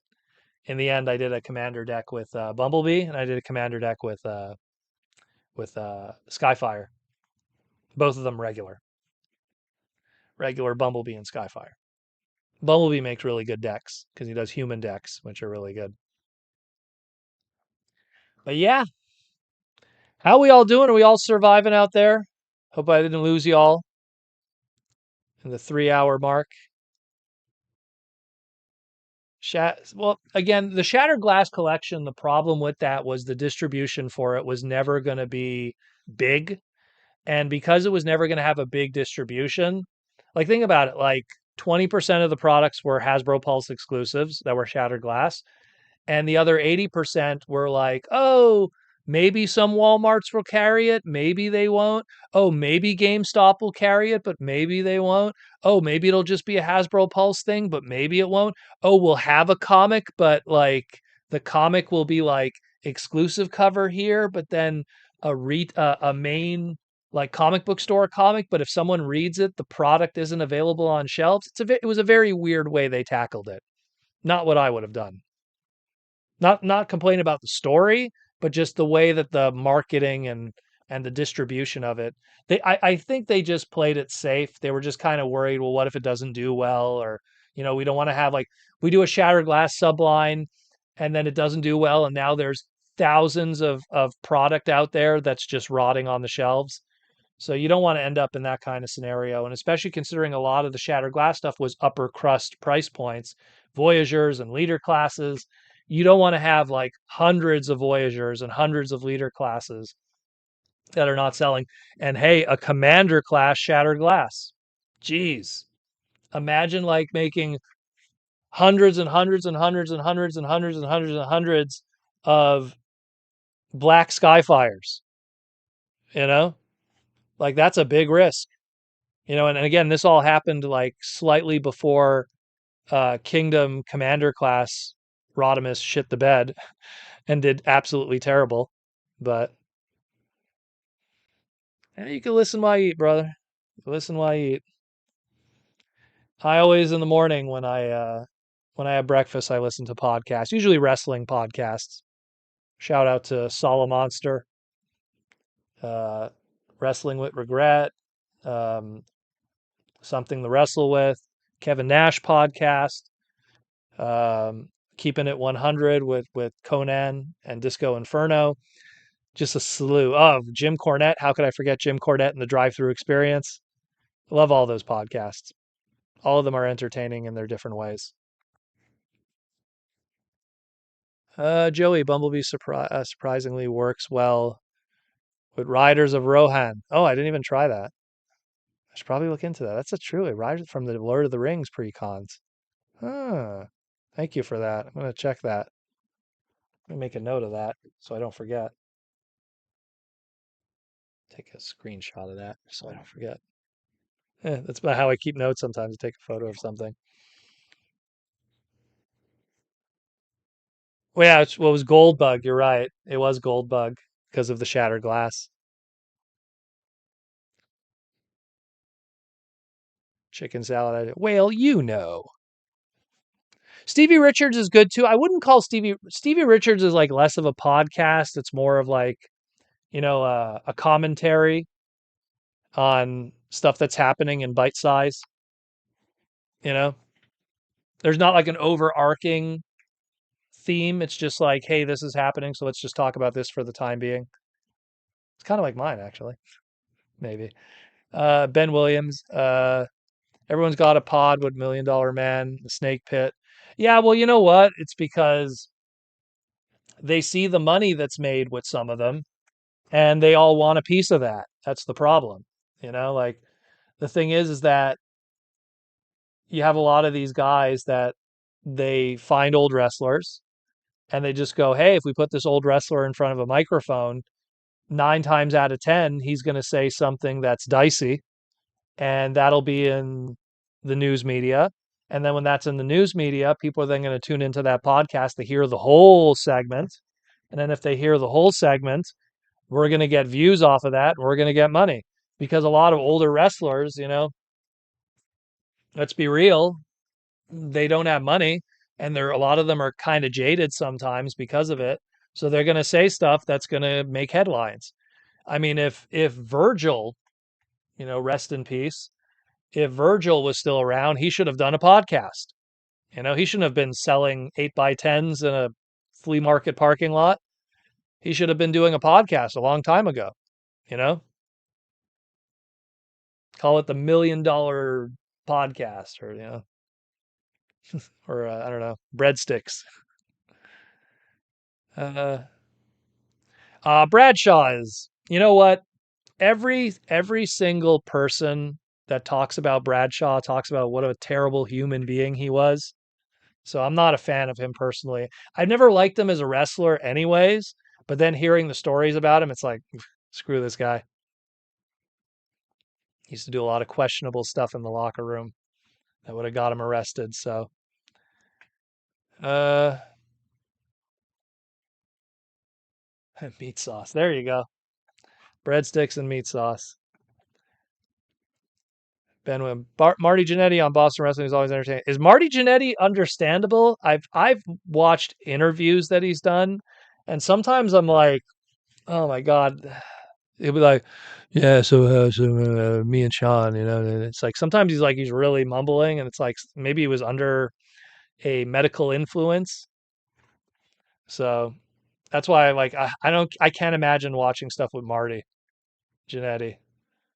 And imagine he was supposed to be the talented one between the two. Imagine. It's funny how that worked in the world.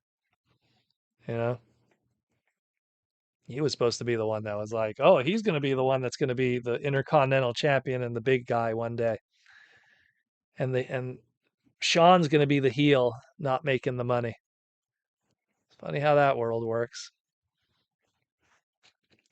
But I usually just listen to wrestling because I find so much of wrestling is comparable to so many things in life, especially in business. And I love listening to wrestling podcasts because so many times you could actuate and compare stuff in life to get a great example, right? So I'm in my 40s now, you know, losing the hair. It's just what happens when you get old. And I have a huge front lawn, huge front lawn, right? And I've owned this house, geez, 2009 was when I bought it. I've had it for a good chunk of time, and I always mowed my front lawn. I have a huge front lawn, back, front, the sides, cut the hedges, all of that stuff. And then I shovel my snow. And now I'm getting older, and I literally said to my wife, you know what? I'm going to pay someone else to do it because I look Kevin Nash. He said it himself. I think it was one of his like earliest podcasts that he did for his podcast. Kevin Nash was like, you know what Bob Nash would do? Bob Nash was Kevin Nash's dad. He's like, Bob Nash's logic is you get to a point in life where every time you go out there, you're shortening your life just a little bit, getting a little more sun, getting, wearing out your bones and your back a little more. You don't need to do that. You could pay someone else, put your money, your old man money that you've made all those years and put it forward towards a young guy. And then that guy could make money doing what you would be doing if you were out there for 3 hours. And I remember when he said that, I was like, man, he's right. He's right. Like, why am I out there mowing the lawn, you know, busting my hump? Same thing, especially with the snow. The snow one, like waking up at like 6 a.m. in the morning and shoveling heavy, wet snow, that's a good way to break your spinal cord at like, you know, middle age. Hate to break it. Yeah, it makes me sound old, but Ben Williams, Marty Jannetty claimed he killed a guy and slept with his stepdaughters. Okay, he's out of his mind. Marty. Marty Jannetty. He's lost his mind. That's that late 70s, early 80s wrestler era. We should all be grateful. Some people go like, oh man, like wrestling ain't what it used to be. Yeah, but some of those eras you wouldn't want to return either. Yeah. The late 70s were rough. Were very rough. And Marty Jannetty's a product of that. He still thinks it's the 1970s rockers. And yeah, he was a rockers into the 80s and into the 90s. But by the time he got into the 90s, he was already worn out. By the time he was already on Raw during those early Raw tapings, he was already burned out. And Vince wouldn't keep him around much longer after that, anyways. Uh, but yeah, getting back to what I was saying, it's just one of those things where you end up just in a situation where I just like listening to podcasts that are just profound, and you learn stuff in life and you use it in life. And I find a lot of that I find in wrestling. A lot of it, especially because I'm a business person. There's so much business stuff in there that's just wild. How much it clicks. It's crazy. It's a shame because Party Marty could work. Well, hey, a lot of guys who are drug fiends could work, Some of the greatest wrestlers in the business, they probably wouldn't have been half as successful if the cocaine wasn't cut that clean. But yeah, the same thing. Look at Kurt Hennig, Mr. Perfect, you know, absolutely amazing wrestler, gone too soon, you know. Uh, Rick Rude, same story, gone too soon. And we're not even talking like the obvious steroids. We're talking like just all the recreational drugs, you know. But yeah, time are we now? We'll go for another 2 minutes and then we'll call it quits, guys. So if you have anything else you want to say, lay it on me now. We'll call it quits at the was it 3:30 mark? 3:30. Wow, we went 3 hours and 30 minutes. Aces. Aces. We did good today. We did good. And then Protoman's going to go take a shower, dry off. By the time I'm done my shower, maybe I'll have an early breakfast. Put on the clothes and then enjoy the rest of the weekend. And I hope you guys will enjoy the rest of the weekend. I hope you guys will have a great. If you guys see, I keep looking down. I didn't put it in the display yet. I still have the little Titan Master headmaster for the HasLab. I put everything in because I have like a HasLab display, but I just keep him on the table. I don't know. He looks cool. T-Formers 2000. Props to anyone who came to stay the whole stream. Yeah, man, there's still a huge chunk of people here. I'm quite surprised, especially at this hour. Ben Williams, Scott Hall said he never knew. Hey, thank you for reminding me. You know, Scott who never knew about pills until he met Kurt Hennig. Kurt Hennig practically, Scott Hall didn't drink or do pills until Kurt Hennig. Imagine. And I was like, just take it. That's his exact quote. And that was the irony. I think it was the Hall of Fame. The Hall of Fame. What year was that? But the Hall of Fame, it was Scott Hall, uh, Ultimate Warrior, and Jake the Snake Roberts. And if you asked me who is not going to survive, it would be Jake the Snake, because Jake the Snake was like a chemical, you know, bath of everything. But he cleaned himself up, and then 2 days later we lost Warrior, and then a year later we lost Scott Hall. So it's like it was 14, yeah. I remember that year. It's like it was like, wow, if you would have asked me who would have went first, I wouldn't have imagined, you know, Scott Hall. But again, those were dudes, man. Those dudes. Alcohol and pills, alcohol and pills. It killed Sherry Martel. It ruined Sonny's life. You know, Sonny was another one that never touched anything, and then she met Shawn Michaels, you know, because they were all hopped on somas and pills, the whole clique. So it's rough. It's rough. You know, again, you learn from wrestling. I never touched a drug in my life. I don't drink, you know. So, and I feel that I'm better for it. I'd like to believe so. So it's something where you learn a lot from wrestling, good and bad.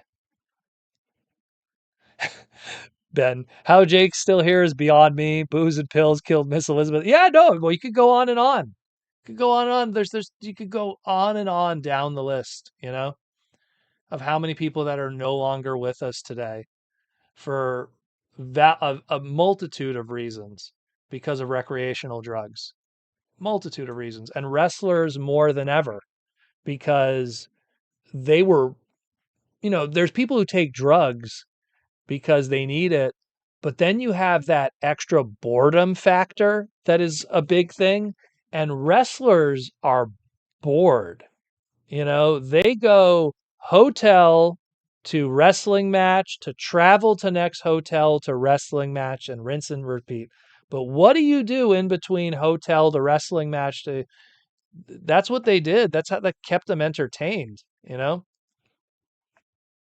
Oh yeah, Diamond Dallas Page is, you know, people don't give him enough credit. Like, you know, the people that know him, they always go, you know, he's a salesman and you know, he talks out of his butt a lot and stuff and everything. Yeah, but you know what?